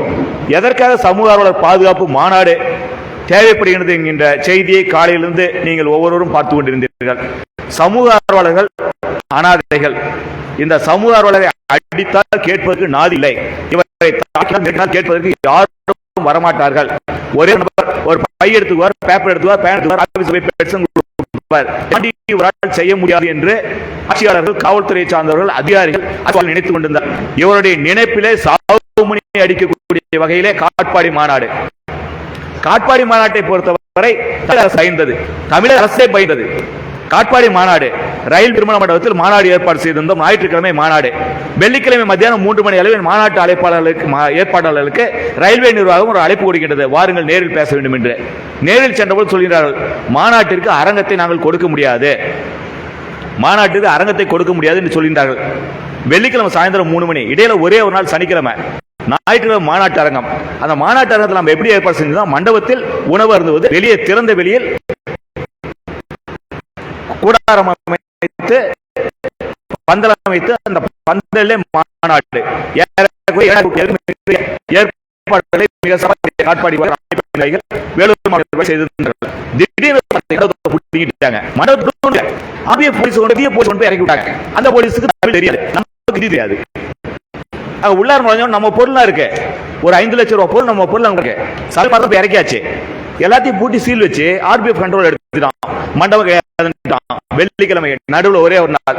நம்ம நிர்வாகிகள் ஒண்ணுமே பயப்படவே இல்லை. நேரம் ஒரு தனியார் மண்டபம் 60,000 10,000 காசு இல்ல, காசு இல்ல, மன உறுதி இருக்கு. 60,000 தானே சமாளிப்போம், தெருவில் எடுப்போம், மாநாட்டு நடத்துவோம் அப்படின்னு தனியார் மண்டபத்தை எடுத்தார்கள். தனியார் மண்டபத்தில் மாநாட்டு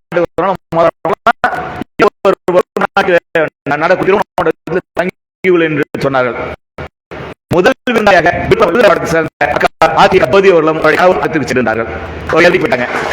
நல்ல ஏசும், நல்ல காட்பாடி வெயில், விருதுநகர் வெயிலுக்கு இணையான வெயில். ஏசி போட்டு அக்கா ரூம்ல போய் சுந்துச்சு மண்டபத்துக்கு. மண்டபத்தை பிடிங்கி ரூம்ல தங்கிட்ட ஜோதி அக்காவை நடுத்து நிக்க வச்சுட்டாங்க. அங்க இருந்த நம்முடைய சமூக ஆர்வலர்களே ஏறக்குறைய ஒரு 20 பேர்த்த மண்டபத்தை போலீஸ் சாவி போயிடுச்சு. இது 8 மணிக்கு நாங்க போனவன காவல்துறை நினைச்சது வழக்கமா நல்வழி மத்திய அரசு மாநில அரசு கண்டிக்கிறோம் அப்படிலாம் நினைச்சாங்க. நாங்க பத்திரிகை நிகழ்ச்சி இருந்தா அதை விட அதிகமா செய்வோம். நாங்கள் சமூக பாதுகாப்புக்கான சமூக நிகழ்ச்சி முதல் விளையாட்டு அழிக்கலாம் நினைச்சீங்கன்னா அதை விட ஆழமாக போடுவோம். அப்படிங்கிற மனசு வச்சுக்க நாங்க ரொம்ப அமைதியா மண்டபத்தை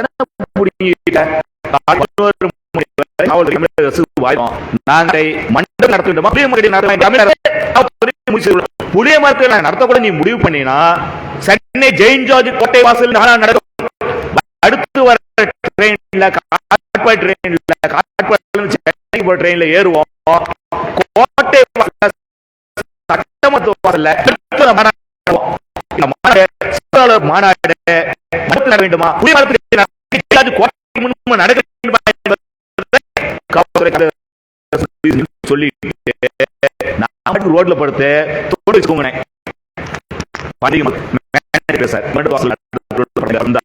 எங்களுக்கு வணிக சங்க தலைவர் சரி தமிழ்நாட்டுடைய தலைவர்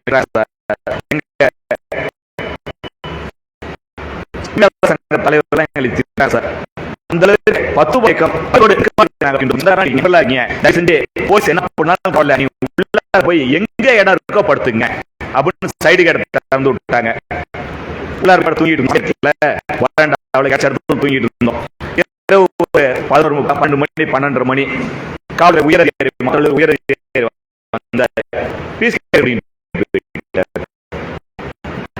நண்பர்களே பீஸ் கேரை பிடிக்கிட்டு போயிட்டார். நாங்க காலையில் 6 மணி போயிருந்தேன்.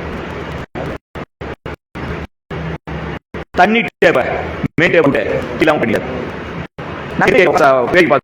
காலை 8 மணி ஜோசி மண்டபத்து வாசல்ல தலையில உட்காந்து நான் ஜோசி பார்த்தேன். எனக்கு நண்பர் ஜோசி பார்த்தோம்.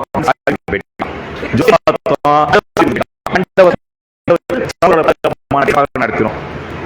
அவன் நினைச்சேன் இவங்க போராட்டம் பண்ணுவாங்க நினைச்சாங்க.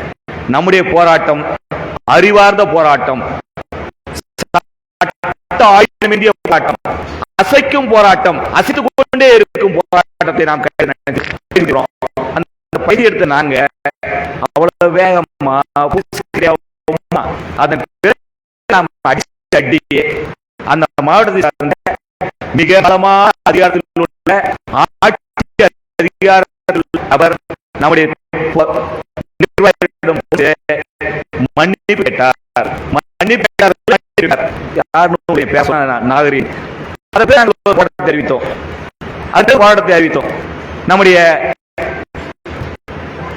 வேலூர் மாவட்டத்தை சார்ந்த விட்டல்குமார் அவருடைய மரணத்திற்கு நியாயம் கேட்டு அறிவித்தோம்.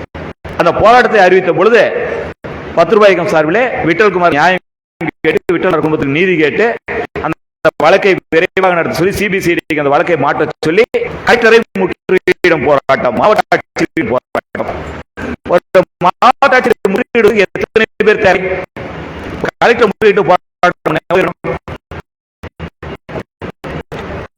ஒரு பேர் 120 பேர் பட்டியல் தயார். ஒரு மாசம் சிறை சென்று போராடுகிறார்கள். ரேஷன் கார்டு எல்லாம் கொடுத்து ஜாமீனுக்கு ஆளை கொடுத்து 180 பேர் பட்டியல் கொடுத்திருக்காங்க. எப்ப கொடுத்தாலும் சிறை சென்று உங்களுக்காக போராடுவதற்கு 10 ரூபாய் 180 சமூக போராளிகள் தயாரிக்கிறார்கள். அந்த பெயர் பட்டியல் ரகசியமாக இருக்கின்றது. ஒரு 120 பேர்த்த கலந்து அனுமதி கொடுத்தோம். வேலூர் மாவட்டத்தை சார்ந்தவர்கள், ராணிப்பேட்டை, வேலூர், திருப்பத்தூர் மாவட்டத்தை சார்ந்தவர்கள் கலந்து கொள்ளக்கூடாது என்று அறிவித்து விட்டோம். புதன்கிழமை முற்றுகை போராட்டம், மாவட்ட ஆட்சியர் முற்றுகையிடும் போராட்டம். மாவட்ட ஆட்சியர் அன்னைக்கு பார்த்து கலெக்டர் ஒரு கேம்ப் மாவட்ட ஆட்சியர் கவலைப்படவே இல்லை. மாவட்ட ஆட்சியர் அலுவலகத்துக்கு முன்னாடி பிளக்ஸ் வச்சு தட்டில போறதுக்கு உள்ளூர் நிர்வாகிகள் உள்ளூர் நிர்வாகிகளுக்கு அனுமதி 5 பேர் போனாங்க. டீ கடை வாசல்ல பேனர்லாம் வச்சாங்க, தட்டியெல்லாம் வச்சாங்க. எங்க பொதுச்செயலாளர் வராரு, 120 பேர் வராங்க, முடிவு பண்ணாங்க. மாவட்ட ஆட்சியர் நாங்க டீ வாங்கி கொடுக்க வந்திருக்கோம் உட்கார்ந்து இருந்தாங்க. இவர்களுக்கு 200 போலீஸ் பாதுகாப்பு. எவ்வளவு பாதுகாப்பு? நம்மளால 5 பேர் டீ சாப்பிட்டோம், 5 பேர் டீ சாப்பிட்டதுக்கு பாதுகாப்பு 200 போலீஸ். மதியம் 3 வரைக்கும் வேலூர் போலீஸ் தண்ணி காட்டி, வேலூர் போலீஸ தண்ணி காட்டி இருந்தோம். A to B வாசல் ரெடியாக 50 போலீஸ் நிற்கும். டவுன் ஹால் வாசல் நம்ம தோழர் ரெடி ஆயிட்டாங்க, அங்க போய் 30 போலீஸ் நிற்கும். ரயில்வே ஸ்டேஷன் நம்ம காட்பாடில ரெடி ஆயிட்டாங்க, அங்க 50 போலீஸ் போய் நிற்கும். பழைய பஸ் ஸ்டாண்ட்ல ரெடி ஆயிட்டாங்க, அங்க இருந்து கிளம்ப போறாங்க, அங்க 50 போலீஸ் போய் நிற்கும். 3 மணி வச்சுட்டு இருந்தோம். 2 மணி எங்களுக்கு தகவல் கிடைச்சது. மாவட்ட ஆட்சியர் கேம்ப்ல இருக்காங்க, கிராமத்துல நல்ல விஷயம் எல்லாமே அறிவிச்சோம். 3 மணிக்கு காவல் கேட்டாங்க, இப்படி அலைய போடுறீங்க எதுக்கு தெரியாதா? இதுக்கு தெரியாதா? எங்களை நைட்ல ஓட விட்டல, நடுத்து நிக்க வச்சல, அதுக்கு தண்டனை. இது மட்டும் இல்ல, பாதிக்கப்பட்ட விட்டல்குமாருடைய குடும்பத்துக்கு நியாயம் கிடைக்கணும், அதையும் சேர்த்துதான் போராடுறோம். உங்களுக்கு எங்களால் தண்ணி காட்ட வைக்க முடியுங்கிறத புரிய வைக்கிறதுக்காக இந்த போராட்டத்தை அறிவிச்சு வந்தோம் அப்படின்னு கேட்டாங்க. வீட்டுல சாப்பிட்டு இருக்கேன், வந்த 120 செல்போன் பண்ணிட்டு 120 வந்துட்டேன். 120 அப்படி செல்போனை ஸ்விட்ச் ஆஃப் பண்ணி வச்சுக்கிட்டேன். நான் என்னுடைய செல்போனை சேலத்துல எடுத்துட்டு போயிட்டேன். சேலத்துல என்னுடைய செல்போன் இருக்கு, ஏன்னா நம்ம போலீஸ் எப்படி செல்லுக்கு பின்னாடியே போவோம். என் செல்போன் போட்டு நான் காட்பாடி போயிட்டேன், வேலூர் மாவட்டம் போயிட்டேன். 120 வந்துட்டேன். 120 கிடா வெட்டி சட்டப்பயிற்சி அரசியல் சட்டப்பயிற்சி சூழல் ஏற்படுத்தால் கைதாக தயாரான. ஏன்னா பயிற்சி வந்துருக்கோம். சைவ சாப்பாடு சிறைக்கு போறவர்களுக்கு தயாரான தோழமைகளுக்கு கைப்படும்ல, கோரிக்கை மீன் கறி மூக்கறி வந்து வச்சோம். நம்ம தோழமை பயங்கர கஞ்சசாரி மதியானம் சட்டப்பயிற்சி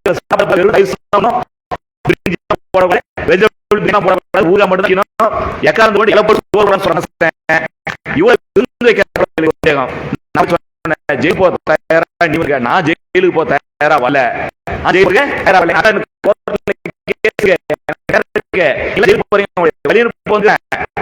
ஜெயிலுக்கு தயாராகக்கூடிய நம்முடைய அப்படிங்கிற சொல்லி மிக அருமையா உணவோடு பயிற்சி பண்ணிருக்கோம். அருமை நண்பர்களே, வேடிக்கை பார்த்துட்டு இருக்கீங்க. போட்டங்கள் மிக கடுமையா இருக்கு.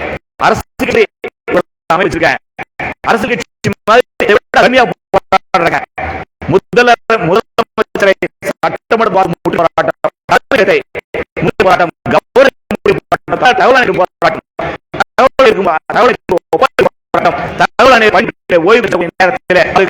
கருப்பு துண்டு போட்டு போராட்டம், இப்படி எல்லாம் மிக கடுமையா மிகப்பெரிய தீவிர அப்படியே பயந்துட்டு இருக்கிறீங்க. சட்டத்தில் இருக்கக்கூடிய போராட்ட முறை வெளியிருந்து பார்த்தீங்கன்னா கடுமையா இருக்கும். எங்களோட பழகிய தெரியும். அந்த போராட்டம் எளிமையான வெற்றிக்கான போராட்டம், எளிமையா வெற்றிக்கான போராட்டம். நம்ம மனுக்கு போராட்டம் ஒரு சட்டத்தை வெளியே சொன்னோம். ஒருத்தர் மனு கொடுத்தா மனு கூட 30 நாள் பதில் தரணும், 90 நாள் இருந்து சொல்லணும். அந்த அதே சொன்னோம். 1922 போட்ட சட்டம், 1972 போட்ட சட்டம் இன்னைக்கு வரைக்கும் நடைமுறைப்படுத்தவில்லை. நாம் நடைமுறைப்படுத்துவதற்கு போராட்டமாக இருக்கின்றோம். ஒரு பிடிஓ ஆபீஸ்ல 100 மனு இருக்கும். பத்திராயிருப்பு பிடிஓ முன்பு மனு கொடுத்து ஒப்புவிச்சுட்டு போராட்டம். போய் நிக்க போறோம். காவல் வரும்போது நம்மளை கூட்டிட்டு மனு கொடுத்து காவலை வாங்கி கொடுக்கிறது. 40 பேர் போறோம். வாங்கி கொடுத்து மனுவுக்கு ஒப்புவிச்சு வாங்கி கொடுத்தாங்க. அது கிடைக்காதா? கிடைக்காதா? இதற்கு போராட்டம் தேவைப்படுகிறது, சட்டப்பூர்வ போராட்டம் தேவைப்படுகின்றது. சட்டப்பூர்வமா போராட்டம் சொன்ன காவல்துறை அனுமதி தராது. அவர்கள் மொழியில் பேச வேண்டும். காவல்துறை பொறுத்தவரை அவர் மிருக பலம் கொண்ட அதிகாரத்தில் கொண்ட மனநிலை பாதிக்கப்பட்ட ஆட்கள். அது நீங்க சாதனகுளத்து பக்கத்தில் இருக்கிற ஆட்கள், உங்களுக்கு தெரியும். சாதனகுளத்துல இந்த போலீஸ் என்ன பண்ணுச்சுன்னு தெரியும். அவர்களுக்கு அவர்கள் நகைச்சரிய பதில் சொல்லுகின்றோம். அவர்கள் 10 ரூபாய்க்கும் பரவாயில்ல, நல்ல இயக்கம். நாங்கள் பல்வேறு போராட்டங்களை பார்க்கின்றோம். ஒவ்வொருத்தரும் போராட்டம் பண்ணி கைதாகி இருக்கின்ற பொழுது அந்த மண்டபமே நாய்க்கும். 10 ரூபாய்க்கும் கைதாகின்ற மண்டபத்தில் ஒரு சின்ன குப்பை கிடையாது, ஒருத்தர் சிகரெட் குடி கிடையாது, ஒரு மது போதை இல்ல, ஒருத்தர் பான் கிடையாது. வந்தவர்கள் கட்டுப்பாடு காவல்துறை ஒத்துழைத்தார்கள். போராளிகளை இதுவரை நாங்கள் பார்த்ததே இல்லை. அவர் சொல்லக்கூடிய அவரோடு இணக்கமாக இருந்தோம். ஆனால் எடுக்கக்கூடிய போராட்ட முறைகள் மக்களுக்கு நல் செய்வதற்காக, சட்டத்தை செயல்பட வைப்பதற்காக மிக கடுமையான போராட்டம் எடுப்பதாக நீ நினைக்கிறீர்கள். எங்களோடு நெருங்கி வந்து பொறுப்பாளர்களாக பழகி பாருங்கள். நாங்கள் எடுக்கக்கூடிய போராட்டம் சின்ன போராட்டம், செய்கூலி இல்லாமல் சேதம் இல்லாமல்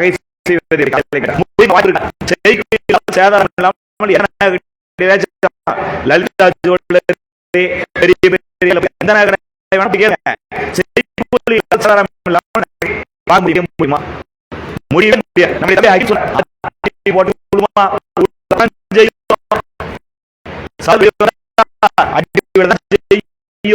நான் சொல்கின்ற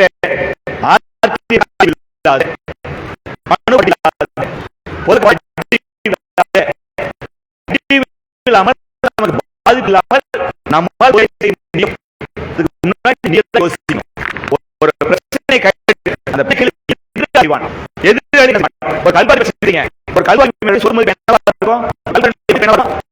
பிரச்சனை ஆயிரம் கோடி 500 கொள்ளையடித்த 1000 கோடி 500 1000 கோடி கொள்ளை வெளியே கொண்டு வந்து தண்டனை பெற்று இருக்கின்றீர்கள். சட்ட கைது என்ன செய்வோம்? 1000 கோடி கொள்ளையடிச்சிருக்கோம். இந்த நடவடிக்கை எப்படி சொல்லுவோம்? போட்டு வாங்கி கொடுத்து ஒருத்தர கூலிப்படை லாரி விட்டு ஒரு அடி அடிச்சு டிப்பர் லாரி விட்டு ஒரு இடி இடி. இதை கல்குவாரி நினைப்பானா நினைக்கல.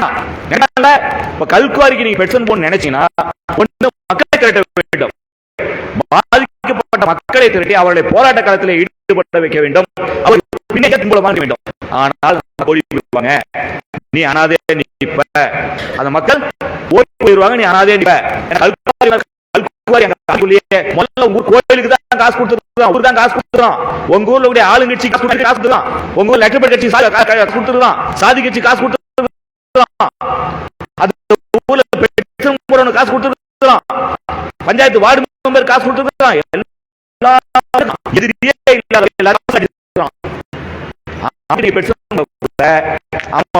விலைக்கு வாங்க முடியாது. உயிர் கேள்வி கல்வி அப்படியே கருத்து 100 கிலோமீட்டர்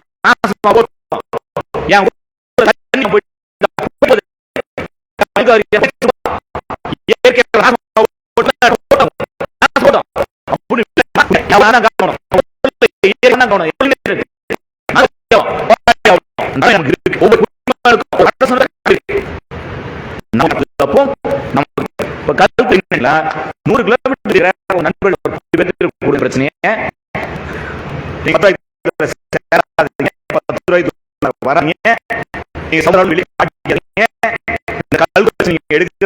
வெளியே காட்டிக்காதீங்க.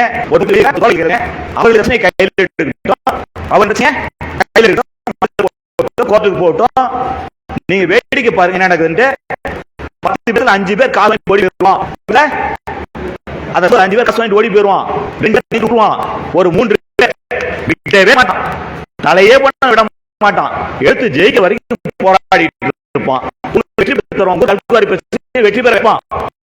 உங்களுக்கு செய்திக்குள் இல்லாம சேதாரம் நினைச்சா நீங்க என்ன பண்ணீங்க? டேட்டா கொடுத்தீங்க, விவரங்களை கொடுத்தீங்க, என்ன சொல்லிட்டு இருந்தீங்க.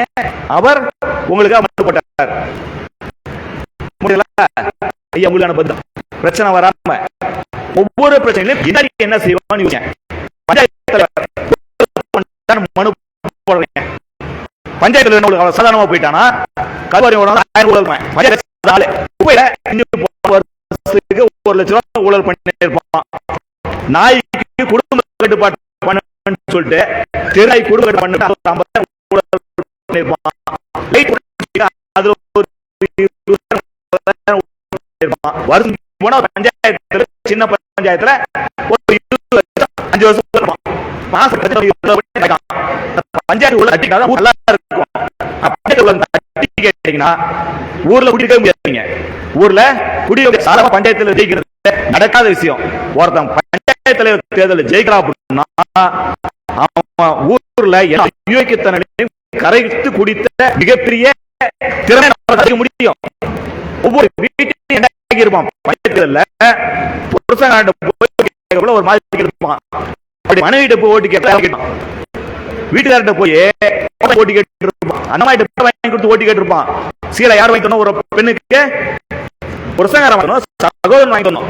இவன் ஓட்டுக்கு பிச்சை எடுப்பதற்கு சீலை கொடுக்குறான், சாராயத்தை வாங்கி ஊத்துறான்.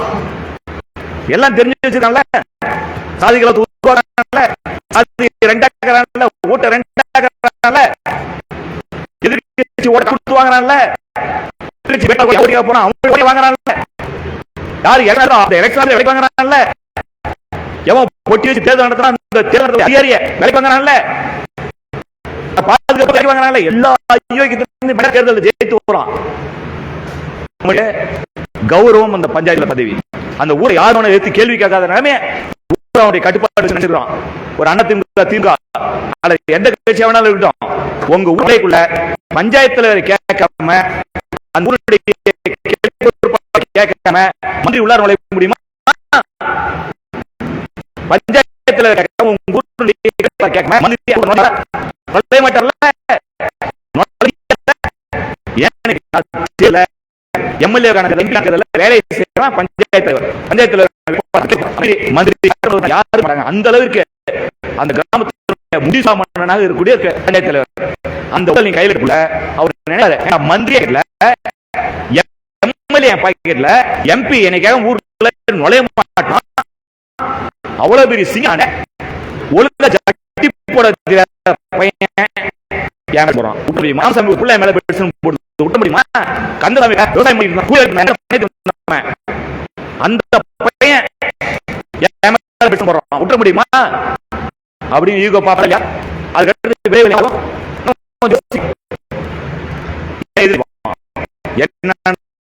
நமக்கு எதிராக செய்வான். நாம அதெல்லாம் செய்ய முடியாத அளவிற்கு அப்போது வாய்ப்பே எல்லாரும் வேடிக்கை பார்க்கிற மாதிரி பிரச்சனை நாம பார்த்து வேடிக்கை போயிடணும். இந்த பிரச்சனை கையில் கிடைக்கும். வண்டி ஓட்டி வாங்கி இருப்பீங்க, இதான் பிரேக்கு, இதுதான் சாவி, இந்த சாவி போட்டு ஆன் பண்ணி எக்ஸிலேட்டர்ல கால் வச்சீங்கன்னா வண்டி போகும், போகணும், இண்டிகேட்டர் திரும்பணும், இதெல்லாம் சொல்லி கொடுத்துருப்பாங்க. குறுக்கால நாய் நேஷனல் ஹைவேல ஒரு 100 கிலோமீட்டர் வேகத்துல வண்டி போயிட்டு குறுக்கால ஒரு நாய் வந்ததுன்னா, குறுக்கால ஒரு 2 கால நாய் இருந்துச்சா எப்படி சமாளிப்பது? உங்களுக்கு சொல்லி கொடுத்தாங்களா? சொல்லி கொடுக்க முடியுமா? நாய் எங்க இருந்து வரும், எப்படி வரும், எங்க வந்து மாட்டோம்? பார்த்துருப்பீங்க, 2 வீலர்ல நாய் மாட்டிருப்பீங்க. கரெக்டா முன்னாடி பின்னாடி விழுக்கு நாய் மாட்டோம்.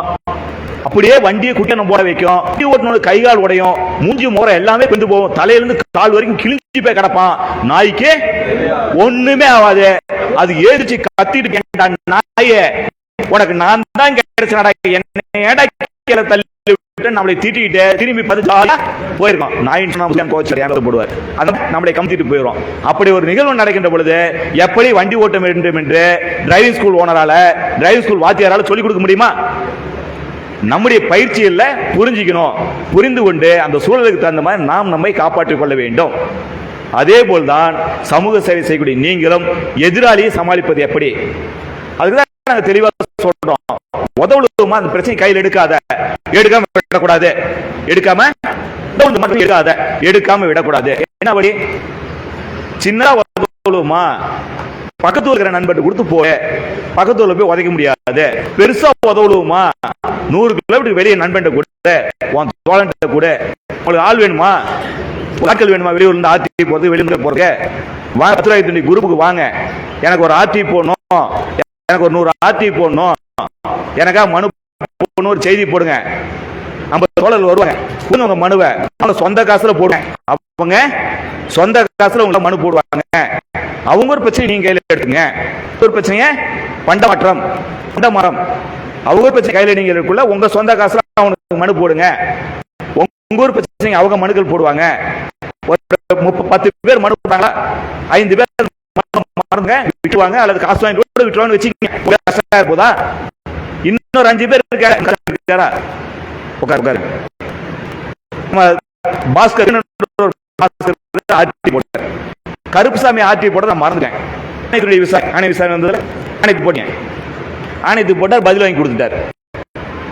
குட்டிராசு நம்ம சிவகிரியை சார்ந்தவர் ஆணைய விசாரணைக்கு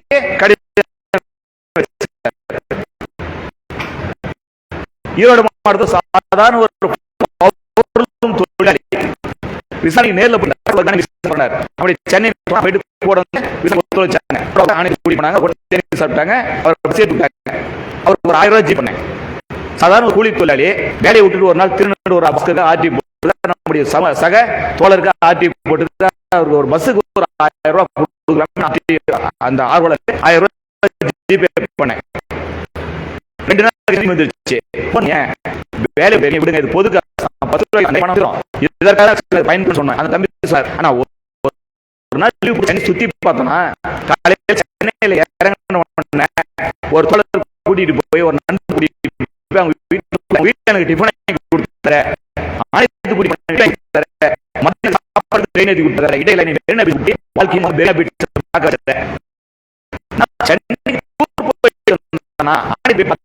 வாழ்க்கை இந்தியா சமாதி கலைஞர் சமாதி எல்லாம் பாருங்க. எனக்கு 10 இந்த ஒரு தோழர் நிறைய ஏற்காடுகளில் சொல்ல முடியும். திருப்பி தராங்க. இப்படிப்பட்ட உணர்வான நபர்கள் நம்மோடு இருக்கின்றார்கள். எங்களை விட வெறி பிடித்த இந்த சமுதாயத்தின் மீது பாசம் கொண்ட தோழர்கள் நம்மோடு இருக்காங்க. பயன்படுத்திங்க. என்கிட்ட வந்து அனுமதி கேட்க தேவையில்லை. 10 பேர் பூச்சாட்டி துணை பூச்சாட்டி மாசட்டியா வந்து எங்க ஊருக்கு ஆட்டி போட்டு ஒரு 10 பேர் கொடுங்க, எங்கிட்ட அனுமதி கேட்க தேவையில்லை. உள்ள போடுங்க. வரக்கூடிய 10-11 கொல்லிமலையில் 2 நாள் சட்டப்பயிற்சி வைப்பு, ஒரு 100 ஆர்டி 500 ஆர்டி 1000 எடுத்துட்டு வாங்க, கையெழுத்து போட்டு தரோம், நீங்க அனுப்பிவிடுங்க. ஃபர்ஸ்ட் அப்பீல் நாங்க பண்றோம், 2வது அப்பீல் நாங்க பண்றோம். ஆணைய விசாரணைக்கு வருதா, உங்களுக்காக ஆணைய விசாரணைக்கு போயிட்டு வருவதற்கு பயணப்படியே 10 ரூபாய் இயக்கம் தரும். 10 ரூபாய் இயக்கம் தரும். உங்க ஊர் பிரச்சனை நாங்க செலவு பண்றோம். உங்க ஊர் பிரச்சனை நாங்க செலவு பண்றோம். 10 ரூபாய் இயக்கம் ஏதோ அரசியல் கட்சியா? இவ்வளவு பொறுப்பாளர் ஒன்றிய செயலாளர், வட்ட செயலாளர், சதுர செயலாளர், அரசியல் கட்சியா? அப்படியே சந்தேகம். 10 ரூபாய் இயக்கம் எந்த காலத்திலும் அரசியல் கட்சியா மாறவே அரசியல் கட்சி கிடையாது. இது ஒரு போட்டி அரசியல் கற்பிக்கக்கூடிய அரசியல். அரசியலை மக்களுக்கானதாக மாறி இருக்கின்றோம். அதிகாரத்தை மக்களிடம் கொண்டு போய் சேர்ப்பதற்காக அரசியல் படுத்துகின்றோம். ஆனால் 10 ரூபாய்க்கு அரசியல் கட்சி கிடையாது. எந்த காலத்திலும் 10 ரூபாய்க்கு அரசியல் கட்சியா மாறாது. மாறவே மாறாது. 10 ரூபாய் இயக்கம் எந்த காலத்திலும் சட்டமன்ற தேர்தல், நாடாளுமன்ற தேர்தலில் போட்டியிடாது. எந்த வேட்பாளரையும் ஆதரிக்காது, எதிர்க்காது. என்ன சார் ஆதரிக்காது சொன்னீங்க, எதிர்க்காது சொன்னீங்க, அப்புறம் வேடிக்கை பார்ப்பீங்களா? நியாயம் என்ன தேவையோ அதை எதிர்காலத்தில் என்ன பண்ணுவீங்க? முடிஞ்சா நேர்மையான தேர்தல் நடத்துவது, அறப்போர் நேர்மையான தேர்தலுக்காக போராட்டம். 10 ரூபாய்க்கும் சாதியம் சார்ந்த, மதம் சார்ந்த, இனம் சார்ந்த எந்த அமைப்பையும் ஆதரிக்காது, எதிர்க்காது. பூந்து வேவோம், சட்ட பேசுவோம். சாதி சட்ட பேசுவோம். நான் போய் அவனுக்கு கிளாஸ் வருவேன். அவன் சாதியை வளர்ப்பதற்கு, அந்த சாதியை சார்ந்த இளைஞர்கள் கல்வி பெறுவதற்கு சட்டத்தை எப்படி பயன்படுத்துவது, எப்படி பயன்படுத்துவது சொல்லிக் கொடுப்பேன். சாதி இல்லைன்னு சொல்ற அமைப்பு கூப்பிட்டா நான் போய் சட்ட பயிற்சி வகுப்பு எடுப்பேன். சாதி ஒழிப்பது எப்படின்னு ஒருத்தர் சட்ட பயிற்சி வகுப்பு அங்கேயும் போய் பயிற்சி வகுப்பு கொடுப்பேன். ஆனால் அந்த சாதி சங்கத்தை நாங்கள் ஆதரிக்க மாட்டோம், எதிர்க்க மாட்டோம். எந்த 10 ரூபாய்க்கும் சாதி மத விஷயங்கள போகவே அவளை ஆதரிக்காது. சார் எங்க மேல சாதிக்கு சார், எங்களுக்கு இனம் இருக்கு சார், எங்களுக்கு ஒரு அரசியல் இருக்கு சார், நாங்க 10 ரூபாய்க்கு வரலாமா அப்படிங்கிற கேள்வி உங்களுக்கு இருக்கு. தாராளமா வாங்க. செருப்பு எல்லாம் போட்டுறீங்களா? எல்லாம் போட்டு வந்துருக்கீங்கல்ல, கோயிலுக்குள்ள போகல செருப்பு என்ன பண்ணுவீங்க? என்னங்க எங்க வெளியே வச்சு போங்க. இந்த செருப்பு ஒரு 10,000 ரூபாய் என்ன பண்ணுவீங்க? தங்கத்துல வாங்க செருப்பு, தங்கத்துல செஞ்ச செருப்பு பையில போட்டு முடியாது இல்ல. அதே போல நம்ம மேல சாதி மதம் இனம் வெளியே வர முடியாது. என் மேல ஒரு இருக்கு, விருப்பப்பட்ட வேற மதம் இருக்கு, ஒரு மதம் சாட்டு வந்துடும். ஒரு இதெல்லாம் அப்பட்டு சட்ட விழிப்புணர்வு அமைப்பு இங்க வரக்குள்ள ஆதி மதம் இனங்கிற செருப்பை வெளியே அந்த தங்க செருப்பை தலைமையில வச்சுட்டு போங்க. பிடிச்சிருக்கு வச்சுக்கீங்க, பிடிக்க அரசியல் கட்சி இருக்கிற 10 ரூபாய் வாங்க, ஆளுநர் பதவி எடுத்துங்க. உங்க கட்சி கூப்பிடாத நான் வர. கண்ணன் சட்டமன்ற தேர்தலில் எம்எல்ஏ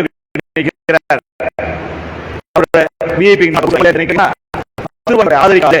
கண்ணன் நல்லவர் கெட்டவர், அவர் ஓட்டு போடாதுன்னு சொல்லாது. ஆனால் அவருக்கு தேவையான சட்ட பயிற்சியை வேட்புமனு எப்படி எழுதுறது, எப்படி தேர்தல் கணக்குகளை தருது, சட்டம் என்ன, தேர்தல் என்ன அப்படின்னு சொல்லுவோம். அவர் கூட போகல. ஆனால் அவர்கிட்ட டீ வாங்கிக்க மாட்டோம், அவர் போக மாட்டோம், ஆதரிக்க மாட்டோம், எதிர்க்க மாட்டோம். இதுல இருந்து 10 ரூபாய்க்கு மாறாது, மாறவே மாறாது. 10 ரூபாய் கட்சியா மாறும்.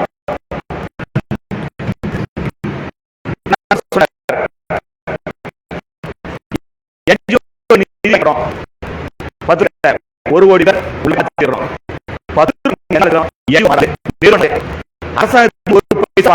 எந்த நிறுவனத்திலிருந்து எந்த அமைப்பு ஒரு வாங்காது.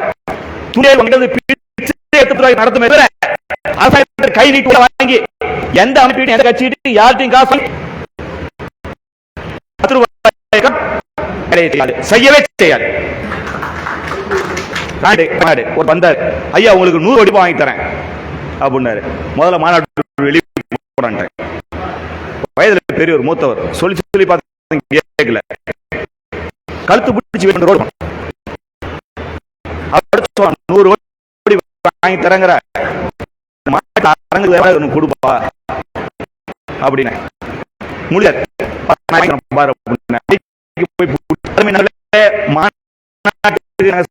கூட்டிட்டோம், இந்த மண்டபத்தை வாங்கிட்டோம். நாங்க எதிர்பார்த்து பார்த்தோம், மண்டபத்துல 60,000 கொஞ்சமா கொடுங்க, கிள்ளி கொடுங்க பாத்துங்க.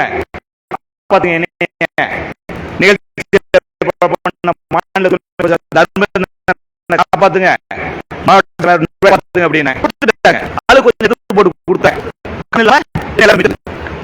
நிச்சயம் இருந்தது தான் நடந்தது. அடுத்த புத்தகம் வெளியுமா, புத்தகம் வெளியுமா 17,000 ஆதி புத்தகம் சாப்பிடுறோம். அது ஒரு 10 ரூபாய் 5 ரூபாய் தரப்போம், அல்லது முயற்சி போறோம். இதுதான் 10 ரூபாய். இதுதான் 10 ரூபாய். நாங்க 10 ரூபாய்க்கு வரலாமா அப்படின்னு கேட்டீங்கன்னா தாராளமா வாங்க. யாரெல்லாம் 10 ரூபாய்க்கு பொறுப்பு மைக் பா. ஹலோ ஹலோ ஓகேப்பா. 10 ரூபாய் செய்யணும் சொல்லிட்டீங்கன்னா உங்களுக்கு தரமாட்டோம். கேட்டுங்க, யாராவது ஆசைப்பட்டீங்கன்னா உறுப்பினராக மட்டும் செயல்பட ஆசைப்பட்டீங்கன்னா உங்களை வச்சுக்க மாட்டோம். உறுப்பினர் தேவையில்லை, கும்பல் எங்களுக்கு தேவையில்லை. எங்க தலைவன் தான் வரும்.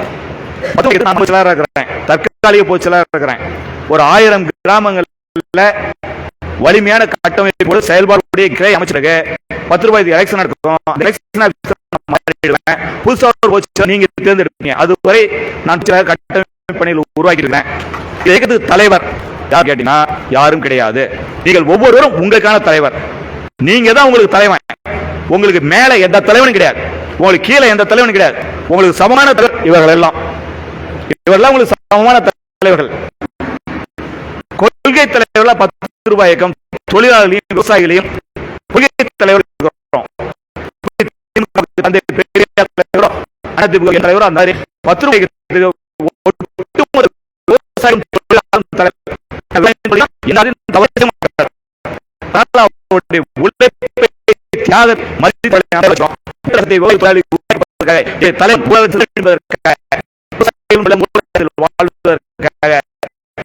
துறையிலும் தலைவராக 10 ரூபாய் வச்சிருக்கு. இங்க இருக்கக்கூடிய மாவட்ட போச்சார் நிர்வாகம் சமம் வாங்காத வேலைக்காரர்கள் 10 ரூபாய்க்கு இருக்கு. இவர்கள் பகுதி நேரம் பணியாற்றுவதை ஒவ்வொரு பொறுப்பாளருக்கான முறை 10 ரூபாய்க்கு முதல்ல தொழிலும் பொறுப்பாக்கணும். அக்கா மரச்செயலர் இவங்களெல்லாம் சொல்லிக்கிற முதல்ல பொறுப்பை பாரு, கொண்டாட்டி பாரு, குடும்பத்தை பாரு, ஓய்வு கிடைக்கிற நேரத்தை 10 ரூபாய்க்கு வேலையை செய்யுங்க. ஒரு நாள் ஒரு 5 நிமிஷம் ஓய்வு கிடைக்கும்ல, 10 நிமிஷம் கிடைக்கும்ல, அந்த 10 நிமிஷம் 5 நிமிஷம் பொது வேலை செய்யுங்க. ஒரு 100 ரூபாய் செலவா 10 பேர் சேர்ந்து பண்ண ஒரு ரூபாய் பண்ணக்கூடாது. இன்றைக்கு நிகழ்ச்சி சிறப்பா விருதுநகர்ல செஞ்சிருக்காங்க. ஒருத்தர் கையில இருந்து போட்டு பண்ணக்கூடாது, 10 பேர் ஆளு கொஞ்சம் போட்டு செய்யணும். நிகழ்ச்சிக்கு போகக்குள்ள உங்களுடைய முடிஞ்ச பங்களிப்பை யார் வேணா என்கிட்ட கொடுத்துட்டு போகலாம், எவ்வளவு வேணாலும் கொடுக்கலாம். கம்மியா கொடுங்க, அதிகம் தொகை கொடுத்துறாதீங்க. கம்மியா இந்த பங்களிப்பை யார் வேணாலும் நிதி தரலாம். என்கிட்ட கொடுத்துட்டு போங்க, என்கிட்ட கொடுத்துட்டு போங்க. அதிகமா கொடுத்துறாதீங்க. எவ்வளவு கொடுத்துடக்கூடாது? ஏப்பா மைக் பம்புளுக்குது, கொஞ்சம் சவுண்ட் இப்ப நிதி கொடுங்க. நாங்க உங்ககிட்ட தான் கேட்போம், உங்க நிதியில் தான் இந்த இயக்கம் இயங்கும். இப்படிதான் நாங்க இருப்போம். இதுல இருந்து நாங்க எந்த காலத்திலும் மாற மாட்டோம். என்ன பேசலாம்? காலை துண்டு சீர் கொடுத்து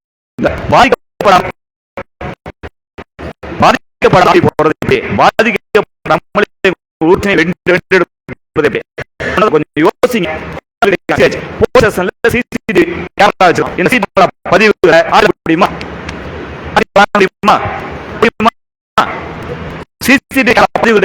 போலீஸ் வச்சிருக்காங்கல்ல, அரசாங்கம்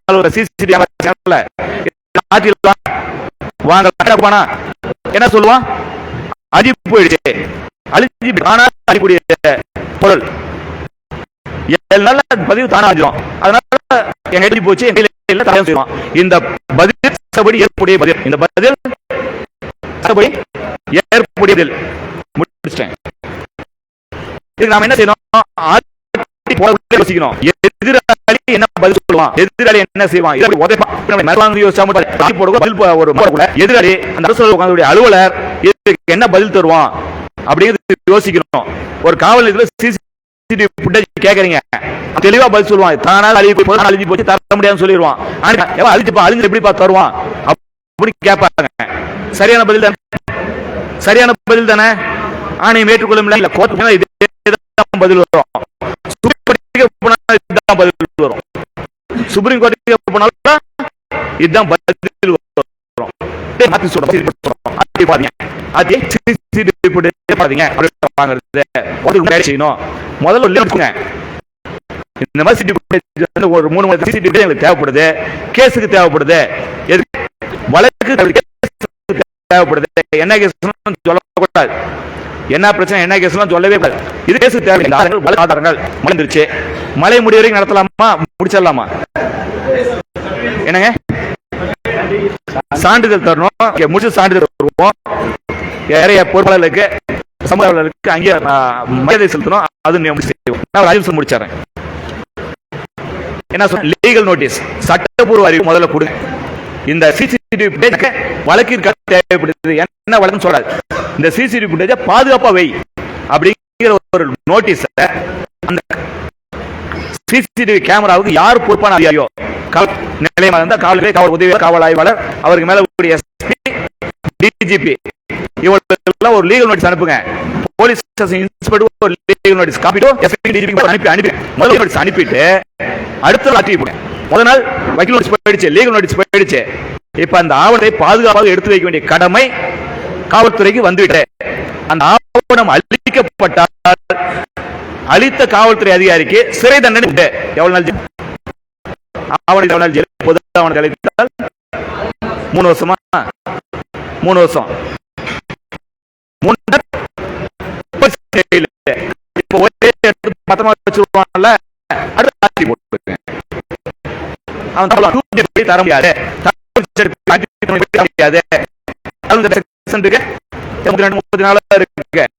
நம்ம பொது போறதே இல்லை. நீதான் நல்ல சட்ட மேதை, நல்லா எங்களை விட சட்டம் உங்களுக்கு தேவையான இன்டர்நெட் சுமை இல்லை. சமூக தகவல் ஆர்வலர்கிட்ட இருக்க பெரிய பிரச்சனை பார்த்தீங்கன்னா, இன்னைக்கு நைட்டுக்குள்ள சார் அந்த கல்குவாரி இழுத்து மூடிடணும் சார், இன்னைக்கு நைட்டுக்குள்ள சார் அந்த மணல் குவாரி நிறுத்திடணும் சார், நாளை காலையில் அந்த மந்திரி பதவி சார், அந்த ஊழல் பண்ண எம்எல்ஏ நாளைக்கு ஜெயிலுக்கு போயிடணும் சார். இது நமக்கான மண்ட சூடு. இதை அப்படியே சிசிடிவி வந்துடலாம், நோட்டீஸ் அனுப்பிங்க, அடுத்து ஆர்டிஐ போடுறீங்க. எங்க போனாலும் மொத்த கேள்வி அனுப்பிட்டான், பத்திரமா எடுத்துக்கணும்ல, எடுத்துக்க சார். ஆர்டிஐல தர முடியாது சார், அழிஞ்சு ஆர்டிஐல தர முடியாது சார், ரொம்ப மகிழ்ச்சி தராத, அழிஞ்சு போச்சு 3 வருஷம் ஜெயிலுக்கு போ. இன்ஸ்பெக்டர் ஜெயிலுக்கு போனா உனக்கு சிசிடிவி ஃபுட்டேஜ் தருவான், சொல்லுங்க சிசிடிவி ஃபுட்டேஜ் தருவானா? என்னங்க சார் சொல்லலாம், சரி அழிஞ்சு போச்சு சொல்லிடுவான். சுப்ரீம் கோர்ட் அழிஞ்சது வாங்க முடியும். சின்ன மாத்திரம் கல்ல சொன்ன ஆட்சி போட்டா தகவல் வராது, வரவே வராது, வராதுன்னு தெரியும், வர வைக்கணும். எப்படி? இப்படிதான் ஒரு ஆட்சி போட்டீங்க, திமுறா பதில் தரான், விட்டுருங்க. அந்த ஆட்சி முதல் பண்ணுங்க, 2வது பண்ணுங்க, ஒரு 3 வருஷம் தகவல் கிடைக்கும், பொறுமையா வரட்டும். அது வரைக்கும் தூக்கிடுமா? எடுங்க உங்க பேப்பர் பேனா விட்டுங்க. நம்ம வேலை செய்யாத நம்ம வேலைக்கார அதிகாரி வேலைக்கார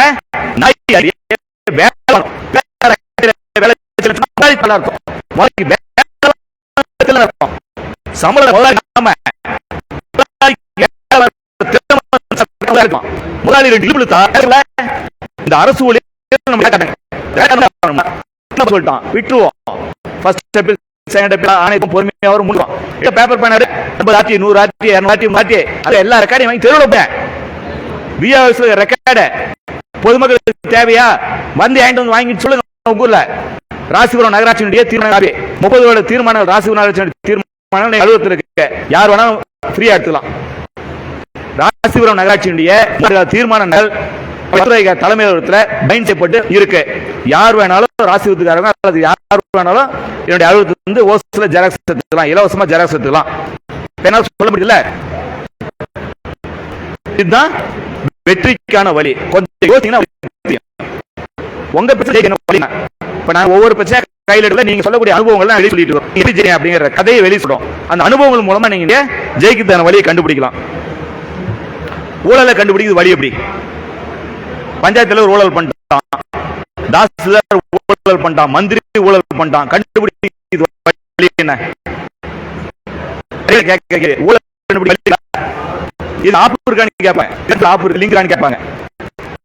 ஊழல் தெரிஞ்சுட்டு நம்ம ஆப்ப கேட்பாங்க. இது கஷ்டமான விஷயம், ஆனா ரொம்ப எளிமையான விஷயம். ஆனா ரொம்ப எளிமையான விஷயம். 10 ரூபாய் கள்ளக்குறிச்சி மாவட்ட ஒருங்கிணைப்பாளர் ஓ பிரகாஷ் அந்த எம்எல்ஏ பிரகாஷ் பிரபு மேல வருமானத்துக்கு வழக்கு போட்டார். ஏறக்குறைய 6 ஆண்டு காலம் கடுமையா போராடினார். திடீர்னு ஒரு நாள் காலையில பாத்தீங்கன்னா ஒரு வீட்டுல 200 போலீஸ் வந்து நிக்குது. நம்ம மாவட்ட ஒருங்கிணைப்பாளர் ஓம் பிரகாஷ் 200 போலீஸ் வந்து நிக்குது. நம்ம காலையில எழுந்து வாக்கிங் போலாம், 5 மணிக்கு எழுந்து வெளியே வரக்குள்ள போலீஸ் நிக்குது, 200 போலீஸ். நம்ம மிரண்டு போய் ஒண்ணுமே நம்ம இது பக்கமா பண்ணலையே, பக்கமா நம்ம எதுவுமே பண்ணலையே, நம்மள அமைதியானால எதுக்கு இவ்வளவு போலீஸ் நிக்குதுன்னு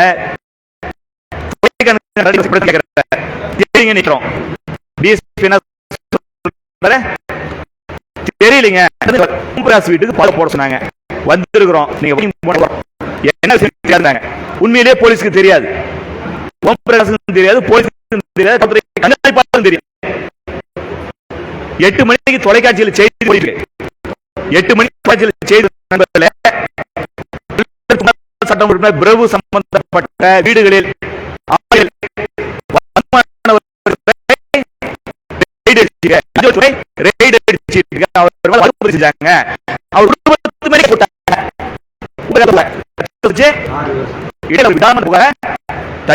நடந்துருச்சு. நம்ம பிடிச்சது 100 ரூபாய் போலீஸ் போட்டது 1100 அதிகமாக சொல்லிருக்கார்.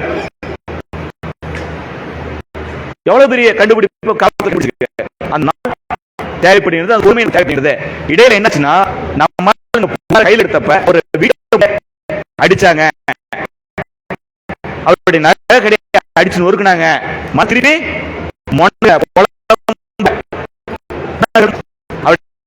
முன்னாடி அதிமுக குண்டர்கள் ரவுடிகள் குடி போதில் ஒரு பேச முடியும்.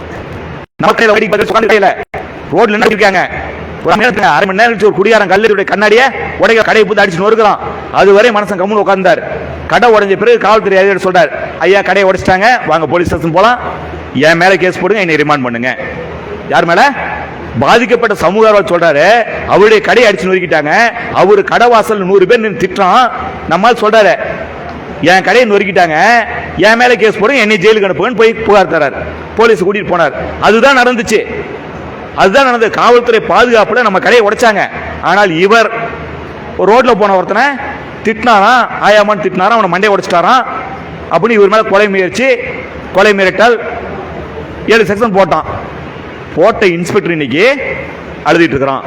போட்ட பொய் கேஸ் போட்ட இன்ஸ்பெக்டர் வருமானத்துக்கு அதிகமான சொத்து சேர்த்ததுல அழுதிட்டு இருக்கிறான். அவன் மேல ஒரு கேஸ் போட்டு நடந்துட்டு இருக்கிறான். இதுதான் சமூகத்துக்கான பலம். நாம் எடுக்கிற விஷயத்துல பொறுமையா இருந்தோம்னா வெற்றி பெறுவோம்.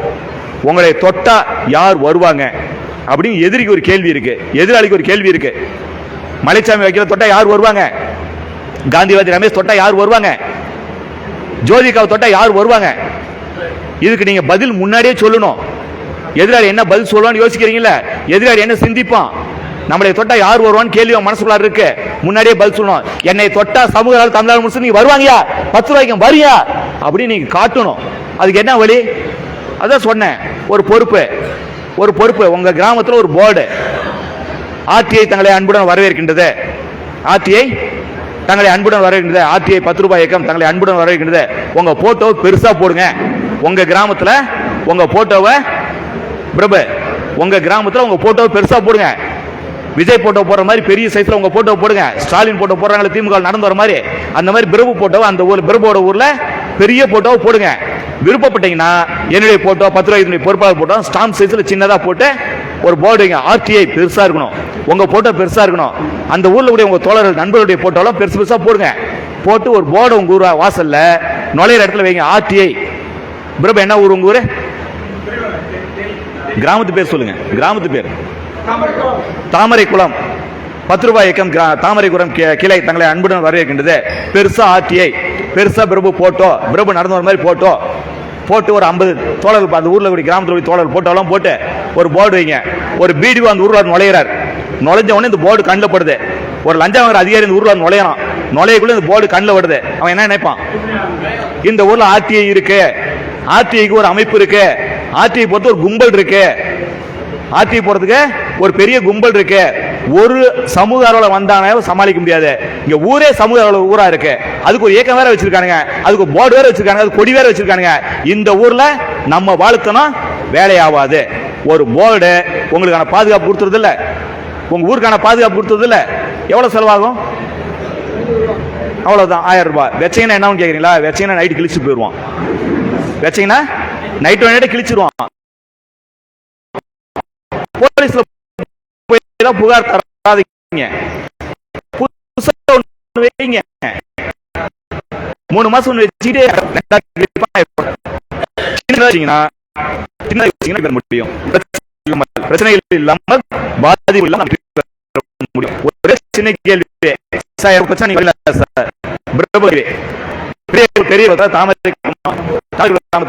இல்லை சார். ஒரு வாக்குறுதி தம்பி, நீ மட்டும் உனக்கு அடுத்த நிமிஷம் நான் வந்து நிப்பேன். நாமக்கல் இருக்கிறேன், 100 கிலோமீட்டர் அந்த இருக்கிறேன், அடுத்து நிக்க முடியுமா? முடியுமா? நாங்க தெளிவா சொல்றோம், 10 ரூபாய் உங்களுக்கு நீங்க தான் பாதுகாப்பு, உங்களை சுற்றி நண்பர் தான் பாதுகாப்பு. நீங்கள் முன்னாடி எடுக்கக்கூடிய முன்னெச்சரிக்கை நடவடிக்கை பாதுகாப்பு வாய்ப்பு யோசிச்சா உங்களால் மிக அதிகமாக செய்ய முடியும். உங்களால் மிகப்பெரிய அளவு போராட்டம் பண்ண முடியும்.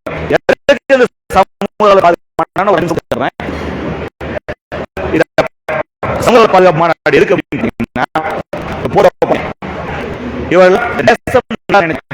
அதுல முதல் நபர் என்ன ஹக்கீம் சொன்னார், கரூர் 2 பேர் கிடையாது, ஒரு நபர் கிடையாது, ஒரு போட்டோதாரி இன்னொரு ஒரு குளம் ஒண்ணு நீர் 9 ஏக்கர் ஏரி மீட்பதற்கு போராடின ஹைகோர்ட் உத்தரவு ஏரியை மீட்பதற்கு மீட்கக்கூடிய சூழலை கொடுத்தாங்க. காலையில் ஸ்கூல்களை நல்ல தம்பி போறாரு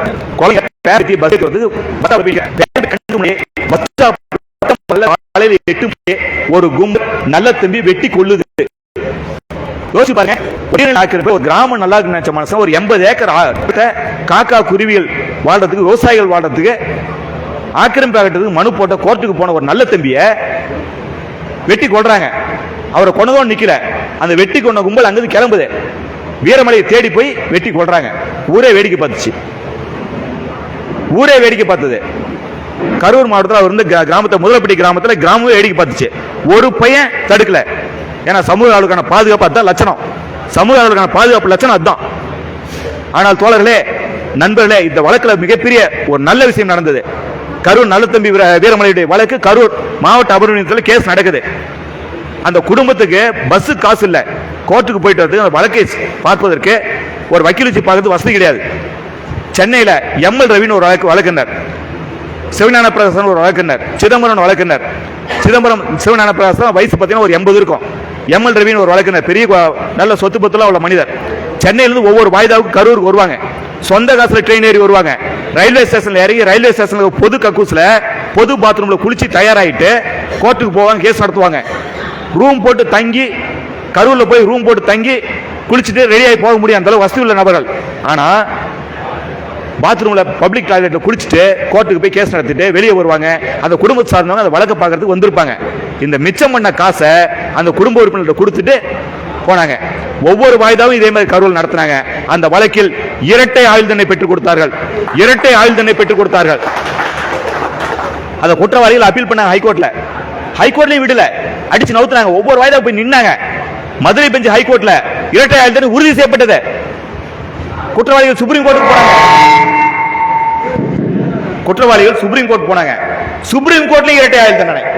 இன்னைக்கு வரைக்கும் நல்ல தம்பி வீரமலையை கொலை செய்த குற்றவாளிகள் பெயில்ல வர முடியல. இரட்டை ஆயுள் தண்டனை, சாவர வரைக்கும் ஜெயில இருக்க போறோம். சமூக ஆர்வலர்கள் தொட்டால் சாகு வரை சிறைங்கிறத நல்ல தம்பி வீரமலை வழக்கில் நம்முடைய சமூக ஆர்வலர்கள் காட்டியிருக்கோம்.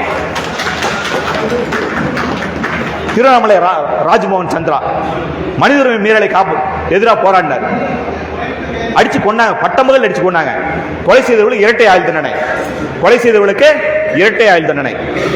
சிவகங்கை திருநாவுக்கரசு புகைப்படத்தை வச்சிருக்கிறோம். ஆத்தை காப்பாற்றுறது ஆட்டு மணல் கொள்ளையை தடுப்பதற்காக போராடினார். அவர் சாதாரண ஒரு ஆடு மேய்க்கக்கூடிய தொழிலாளி, சொந்தமா வீடு கிடையாது, சொந்தமா நிலம் கிடையாது. வீட்டில் ஒரு 10 ஆட்டுக்குட்டி வச்சிருக்காரு. அந்த ஆட்டுக்குட்டி கொண்டு போய் ஆத்தங்கரையில் மேய்ச்சி வரும், அதுதான் அவருக்கான தொழில். ஆத்தங்கரையில் ஆடு மேய்ச்சிட்டு இருக்காரு. மத்தியானம் 3 மணிக்கு ஒரு கும்பல் கடத்திட்டு போகுது. குடும்பத்தை சார்ந்த ஊருக்காரன் போலீஸுக்கு போன் பண்றான். போலீஸ் வேடிக்கை பார்க்கின்றது. இரவு முழுவதும் வச்சு அடிச்சாங்க, இரவு முழுவதும் வச்சு நம்முடைய திருநாவுக்கரசை, சிவகங்கை திருநாவுக்கரசை இரவு முழுசும் அடிச்சாங்க. அடுத்த நாள் காலையில ஆத்தங்கரையில எந்த ஆற்றுடைய மணலை காப்பாற்றுவதற்கு, எந்த ஆற்றுடைய இயற்கை வளத்தை காப்பாற்றுவதற்கு திருநாவுக்கரசு போராடினாரோ அந்த ஆத்தங்கரையில திருநாவுக்கரசு போன நடந்தது. உடம்பு முழுசும் எல்லா எலும்பையும் உடைச்சானுங்க, எல்லா எலும்பையும் உடைச்சானுங்க. ஒரு எலும்பு கூட மிச்சல, கை கால் எல்லாத்தையும் உடைச்சானுங்க. ஆணூறுப்பு அறுத்துறானுங்க, 2 கண்ணை பிதிக்க எடுத்துறானுங்க. இந்த வழக்கை காவல்துறை சந்தேக மரணம் போட்டான், கொலை வழக்கா போடல, விடல. அந்த வழக்கை நம்முடைய மேட்டூர் முல்லைவேந்தன் போட்ட தொடர்பு போய் உட்கார்ந்து சமூக பாதுகாப்பான நீதி கேட்டு போராடினாங்க. இப்படிப்பட்ட செய்திகளை நாம் செய்தியா பார்த்துட்டு இருக்கிறோம், செய்தியா பார்த்துட்டு இருக்கிறோம். பத்தாது, வீட்டில் உட்காந்துக்கிட்டு ஒரு ஆர்டிவி போடணும், ஒரு பெட்சன் போடணும். நீங்க சாத்தான்குளம் வழக்கு, சாத்தான்குளம் வழக்கு என்ன கேஸுங்க? என்னங்க? இரட்டை கொலை. அந்த கேஸ்ல போலீஸ்லாம் இப்ப எங்க இருக்காங்க? ஜெயில இருக்காங்க. அருமை நண்பர்களே, ஜெயில இருக்கிற அந்த போலீஸ்காரங்களுக்கு இன்னைக்கு வரைக்கும் தமிழக அரசாங்கம் சம்பளம் கொடுத்துட்டு இருக்கு. ஜெயில கூடிய அந்த குற்றவாளிகளுக்கு தமிழ்நாடு அரசாங்கம், காவல்துறை இன்று வரை சம்பளம் கொடுத்து கொண்டிருக்கின்றது. யோசிச்சு பாருங்க. போன ஆட்சியில் நடந்த குற்றச்செயல் இன்றைய ஆட்சியாளர் எதிர்கட்சியாளர் சொன்னாங்க, நாங்க ஆட்சிக்கு வந்தவுடனே இவர்கள் மீது கடுமையான நடவடிக்கை எடுப்போம், இவரெல்லாம் தூக்கில போட்டுருவோம். வீரவசனம் பேசுறானுங்க. ஆனால் இன்றைக்கு எவன் வீரவசனம் பேசுறான் அவன் சம்பளம் கொடுத்துட்டு இருக்கான். ஒரு காவல்துறை ஊழியர் செத்து போயிட்டார், ஒரு எஸ்ஐ செத்து போயிட்டார். அவருக்கு செத்து போன அந்த குற்றவாளிக்கு, இரட்டை கொலை குற்றவாளிக்கு காவல்துறை துப்பாக்கி குண்டுகள் முழங்க தேசிய கொடி போத்தி மரியாதை செய்தது. ஒரே மாசத்துல அவன் பிள்ளைக்கு கலைஞர் வேலை கொடுத்து தூத்துக்குடி எஸ்பி ஆபீஸ்ல வேலை செய்யுது. இதை விட இந்த தேசத்தில் கொடுமை, சட்ட மீறல் இது நடந்திருக்கவே முடியாது. நாமளே வேடிக்கை பார்த்துட்டு இருக்கிறோம். இதுக்காக களத்தில் இறங்கலாம் போராடக்கூடாது. தெருவில் இறங்கி மத்திய அரசு, மாநில அரசு, காவல்துறையை கண்டிக்கணும் போராடவே கூடாது. பேப்பர் எடுங்க, பேனா எடுங்க, எழுதுங்க. ஒரு சமூக பாதிக்கப்படுற ஒரு சட்ட மீறல் உட்கார்ந்த இடத்துல ஒரு 1000 பேர் பெட்ஷன் போடுவோம் அப்படின்னு போட்டு காட்டுங்க. சமூக ஆர்வலர்கிட்ட மோதுவதற்கு, சமூக ஆர்வலர் தொடுவதற்கு எவ்வளவு பெரிய மனிதராக இருந்தாலும் பயம் வரும். அந்த பயத்தை காட்டுவதற்காகத்தான் நாம் சட்டப்படி போராடி கொண்டிருக்கிறோம். அந்த பயத்தை உருவாக்குவதற்காக தான் ஒவ்வொரு மாவட்டத்திலும் சமூக ஆர்வலருக்கான பாதுகாப்பு மாநாடுகளை, நிகழ்வுகளை நடத்தி கொண்டிருக்கின்றோம். வேற ஒன்றும் நோக்கம் கிடையாது. வேற ஒன்றும் ஐயா நீங்க தவறா எடுத்துக்காதீங்க, நிதி வாங்கி தரோம் இவர் வேற மாதிரி சொல்றாரு நினைக்காதீங்க. நாங்கள் நிதி வாங்கி கொடுப்பதற்காக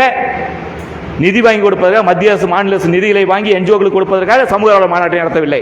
சமூக ஆர்வலர் ஒற்றுமையை உருவாக்கி சமூக ஆர்வலருக்கு பாதுகாப்பை உருவாக்கி தருவதற்கு என்ன தேவையோ அதை செய்வதற்காக 10 ரூபாய் இயக்கம் இந்த முன்முயற்சியை எடுத்துக்கொண்டிருக்கின்றது. இதெல்லாம் செஞ்சு ஏதோ எலெக்ஷன்ல ஏதாச்சும் நிற்க போறீங்களா அப்படின்னு ஒரு கேள்வி வருவதனால தான் நாங்கள் தெளிவாக சொல்றோம். எந்த காலத்திலையும் நாங்கள் அந்த இடத்துக்கு போகவே மாட்டோம். அதெல்லாம் பார்த்துட்டு வந்துட்டு தான் மிகப்பெரிய அனுபவத்தோடு இருக்கிறதுனால தான் சொல்றோம்.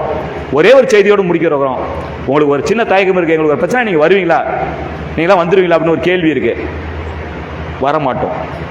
வரவே மாட்டோம். வருவோம். வரக்குள்ள உன்னுடைய எதிரிக்கு சட்டப்படி மிகப்பெரிய பதிலடி கொடுப்போம். உங்களுடைய எதிரிகளுக்கு சட்டத்தை மீறியவர்களுக்கு மிகப்பெரிய பதிலடி கொடுப்போம். அருமை நண்பர்களே, மகாபாரத்தில் ஒரு சீன் இருக்கும். திரௌபதியை சீலை உருவிருப்பாங்க. எவ்வளவு பெரிய பாதிப்பு! ஒரு பொது இடத்துல ஒரு பெண்ணுடைய சீலை உருவது எவ்வளவு பெரிய பாதிப்பு! அந்த அம்மா வீட்டில் கோச்சிட்டு போய் உட்காந்துருக்கோம். 5 புருஷன், 5 கடவுளாலையும் அந்த அம்மாவுக்கு பதில் சொல்ல முடியல. பகவான் கண்ணன் போறாரு, கிருஷ்ணன் போய் கேட்கிறாரு, என்னம்மா அப்படிங்கிறாரு. அந்த அம்மா கேக்குது, கிருஷ்ணா நீ இருந்து கூட இப்படி ஒரு அசிங்கம் நடந்துச்சேடா, என் சகோதரன் நீ இருந்து கூட இவ்வளவு பெரிய அசிங்கம் நடந்துச்சே, ஏன்டா கேட்கலன்னு கேக்குது. பகவான் கிருஷ்ணன் சொல்றாரு, உனக்கு ஏற்பட்ட பாதிப்பு அழுகுறல்ல, நாடு முழுவதும் பெண்களுக்கு எவ்வளவு பாதிப்பு ஏற்படுது, அதுக்கெல்லாம் தீர்வு ராணி நீ யோசிக்கணும் இல்ல, ஏன் யோசிக்காம விட்ட? உனக்கு ஏற்பட்ட பாதிப்பு அழுகுறல்ல, மற்ற பெண்களுக்கு ஏற்படுற பாதிப்புக்கு என்ன தீர்வு, அதை யோசி, அதுக்கு போராட்டம் சொன்னார். தனிப்பட்ட பிரச்சனை நிறைய பேர் ஒரு சில வந்திருக்கீங்க. இதே பாதிப்பு எல்லாத்துக்கும் இருக்கு. போலீஸ் ஸ்டேஷன் போனா நியாயம் கிடைக்கல, அரசு அதிகாரத்துக்கு போனா நியாயம் கிடைக்கல, குறைந்தபட்சம் ஒரு பட்டா மாறுதல் போனா வேலை நடக்கல, வீட்டு வசதி போனா வேலை நடக்கல, தண்ணி பிரச்சனை போனா வேலை நடக்கல. இந்த பாதிப்பு தமிழ்நாடு முழுசும், இந்தியா முழுவதும் இருக்கின்றது. இந்த பாதிப்புக்கு என்ன தீர்வு? சட்டத்தை உடனே மாற்ற முடியவே முடியாது. இருக்கக்கூடிய சட்ட முறையில, இருக்கக்கூடிய நிர்வாக முறையில என்ன மாற்றத்தை உருவாக்க முடியும், அதை நீங்கள் யோசிக்க வேண்டும். ஒரே ஒரு செய்தியோடு நிறைவு செய்கின்றோம். மகாபாரதத்தில் பகவான் கிருஷ்ணன் எத்தனை தவறுகளை செய்து நியாயத்தை வெற்றி பெற செய்தானோ அத்தனை தவறுகளையும் செய்து உங்களுக்கு ஒரு பிரச்சனை வந்து நாங்கள் நிற்போம், ஜெயிக்கிற வரைக்கும் நிற்போம். இதுக்கெல்லாம் உனக்கு தகுதி இருக்கான்னு கேட்டீங்கன்னா வந்து சொன்னாங்க, ஒரு கேஸ் ஆயிடுச்சு, 2 கேஸ் ஆயிடுச்சுன்னு பேசிட்டு இருக்கிற என் மேல எத்தனை கேஸ் ஆயிருக்கும்? நான் ஒன்றும் சமூக விரோதி கிடையாது, கட்ட பஞ்சாயத்துக்கு போறவங்க கிடையாது, எந்த தவறான லாபமும் ஈட்டியும் கிடையாது. என் மேல எத்தனை கேஸ் ஆயிருக்கு? உங்களுக்கா போராடின, உங்களுக்கா பேசுனேன், அவ்வளவுதான். என் மேல எத்தனை கேஸ் ஆயிருக்குன்னு நினைக்கிறீங்க? என்னங்க 54 வயசு, தெரிஞ்சவங்க சொல்லக்கூடாது, புதுசா இருக்கு உங்களுக்கு. 50வது எஃப்ஐஆர் போட்டாங்க, சாக்லேட் கொடுத்தேன். 75வது எஃப்ஐஆர் எல்லாரும் லட்டு கொடுத்தோம் போலீஸ் ஸ்டேஷன்ல. 100வது எஃப்ஐஆர் கேக் வெட்டி 100வது எஃப்ஐஆர் கொண்டாடினேன். இதெல்லாம் ஆர்டிஐ சட்டம் வரதுக்கு முன்னாடி. ஆர்டிஐன்னு ஒரு சட்டம் வந்துச்சு, அதுக்கு முன்னாடி 200 எஃப்ஐஆர் கொலைகேஸ் உட்பட. என் மூஞ்ச பாருங்க, நான் தான் கொலை பண்றவன். தலித் சமுதாய மக்களை, விளிம்புநிலை மக்களை, ஜாதி இந்துக்கள் கூடிய கோயில்களை கூட்டிட்டு போனேன். என் மேல கொலைகேஸ் ஆச்சு. என் மேல நான் ஒரு சாதி கட்சியினுடைய தலைவனாக இருந்தேன். அது மேல்தட்டு சாதின்னு சொல்லிக்கிற சாதி. போட்டாங்க கேஸை, கொலை கேஸ் வரைக்கும் போட்டாங்க. அருமை நண்பர்களே, அதெல்லாம் கேஸ் போட்டவன் வீட்டுக்கு போயிட்டான். கேஸ் போட்டவன் யூனிஃபார்ம் கழட்டிச்சு வீட்டுக்கு போயிட்டான். அதெல்லாம் பார்த்துட்டு வந்துட்டோம். நான் ஏதாவது புலம்புன்னா என் மேலே கேஸ் ஆயிடுச்சுன்ட்டு 2005 ஆர்டின்னு ஒரு சட்டம் வந்துச்சு, தகவல் உரிமை சட்டம் ஒரு சட்டம் வந்துச்சு. இந்த சட்டத்தை பயன்படுத்த ஆரம்பிச்ச பிறகு முன்னை விட 1000 மடங்கு, லட்சம் மடங்கு பொதுமக்களுக்காக போராடிட்டு இருக்கேன். பொது பிரச்சனை கையில் எடுத்துட்டு இருக்கிறேன். ஒரு எஃப்ஐஆர் கூட மேல ஆகல, ஒரே ஒரு எஃப்ஐஆர் கூட மேல ஆகல. 2005க்கு முன்னாடி 200 கேஸ், 2005க்கு பிறகு ஒரு எஃப்ஐஆர் கூட கிடையாது, ஒரே ஒரு எஃப்ஐஆர் கூட கிடையாது. காரணம் தகவல் அறிவு உரிமை சட்டம். இந்த சட்டம் எல்லா சட்டத்தையும் இழுத்திட்டு போய் வெற்றியை உங்க கையில் கொடுக்க நல்ல சட்டம். இந்த சட்டத்தை அதிகமா பயன்படுத்துங்க. உங்களோடு நாங்கள் இருக்கின்றோம், எங்களோடு நீங்கள் இருக்கின்றீர்கள், நாம் ஒருங்கிணைந்திருக்கின்றோம். நம்மை வெல்லக்கூடிய சக்தி யாருமே கிடையாது. சட்டம் மேலானது, சட்டத்தை விட நியாயம் மேலானது. நியாயத்தை நாம் கையில் எடுத்திருக்கின்றோம். நியாயம் வெற்றி பெறும், நியாயம் வெற்றி பெறும், நியாயம் வெற்றி பெறும். நன்றி. கண்ணன் நன்றி.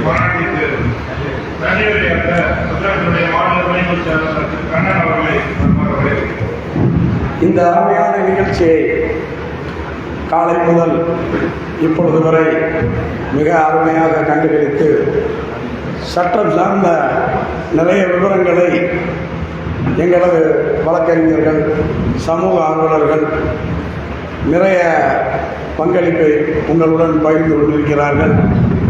இந்த நிகழ்ச்சியில் தாங்கள் அனைவரும் கலந்து கொண்டு விருதுநகர் மாவட்ட இந்த மாநாட்டு நிகழ்ச்சியை சிறப்பு செய்தமைக்கு விருதுநகர் மாவட்டத்தின் சார்பாக உங்கள் அனைவரையும் வருக வருக வருக என வரவேற்பதோடு இந்த நிகழ்ச்சியை சிறப்பு செய்து எங்களுக்கெல்லாம் நல்ல ஒத்துழைப்பை தற்பொழுது வரை வழங்கிய உங்கள் அனைவருக்கும் மீண்டும் முறை நன்றியினை தெரிவித்துக் கொள்கிறோம்.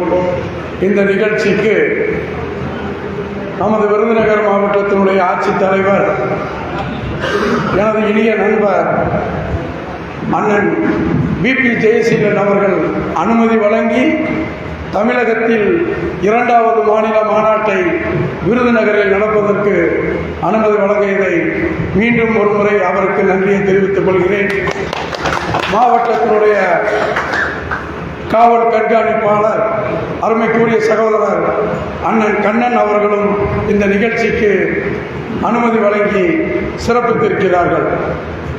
வேலூர் மாவட்டத்தில் அனுமதிக்காக பல்வேறு சிரமங்களை சந்தித்த அந்த தருணமெல்லாம் தென் மாவட்டத்தில் 2வது மாநில மாநாட்டை நமக்கு கொடுத்திருக்கும் 10 ரூபாய் இயக்கத்தினுடைய நிகழ்ச்சிக்கு நமது மாவட்டத்தினுடைய மூத்த அலுவலர் இருவரும் அருமையான அனுமதியை வழங்கினார்கள். ஆனாலும் வருவதற்கான சற்று மணித்துளிகள் அவர்களுக்கு கூடுதலான பொறுப்புகள் இருந்ததை நான் அறிந்திருந்தேன். ஆதலால் வராவிட்டாலும் நம்முடைய நிகழ்ச்சியை இப்பொழுது வரை சிறப்பாக நடத்துவதற்கு பல்வேறு சமூக ஆர்வலர்கள் உதவியுடன் அவர்களுடைய ஸ்பான்சர் நல்லபடியாக கொடுத்திருந்தார்கள். அதுவும் இந்த மண்டபத்தை வழங்கிய கம்மவார் அறக்கட்டளையினுடைய நிர்வாகிகள் அனைவருக்கும் எங்களது மனமார்ந்த நன்றியை தெரிவித்துக் கொள்கிறோம். சுட்டரிக்கும் வெயில் ரொம்ப கடுமையான சூழ்நிலையில் அக்கினி நட்சத்திரம் துவங்கும் முதல் நாள் இன்று நம்முடைய சமூக ஆர்வலருடைய மாநாடு. இந்த மாநாட்டில் முதல் நாள் யாரும் சற்று நிமிடங்கள் கூட சளைக்காமல் வேர்க்கு ரொம்ப ஒழுக்கமா இருக்கு அப்படின்னு சொல்லாத அளவிற்கு எங்களுக்கு அருமையான இந்த மண்டபத்தை வழங்கிய அவர்களுக்கும் நன்றியை தெரிவித்துக் கொள்கிறோம். எங்களுக்கு தற்பொழுது வரை பாதுகாப்பு வழங்குவதற்கு வந்திருக்கக்கூடிய அனைத்து அலுவலர்களுக்கும் மீண்டும் ஒரு நன்றியை தெரிவித்துக் கொள்கிறோம். காலை முதல் எங்களுக்கு காவல்துறையின் சிறப்பான பாதுகாப்பு வழங்கி இருக்கின்ற உங்கள் அனைவருக்கும் எங்களது இயக்கத்தின் சார்பாக நன்றி நன்றி. எங்களுடைய 10 ரூபாய் இயக்கத்தினுடைய பொதுச் செயலாளர் அவர்கள் சிறந்த சமூக ஆர்வலர்களுக்கான விருதினை தற்பொழுது உங்களுக்கு சான்றிதழ்களாக வழங்க இருக்கிறார்கள். இந்த சான்றிதழை பெற்று மீண்டும் தங்களது பகுதியில் நல்ல முறையில் நீங்கள் செயலாற்ற வேண்டும், செயல்படுத்த வேண்டும் என்று கூறி நன்றியுடன் விடைபெறுகிறேன். நன்றி, வணக்கம்.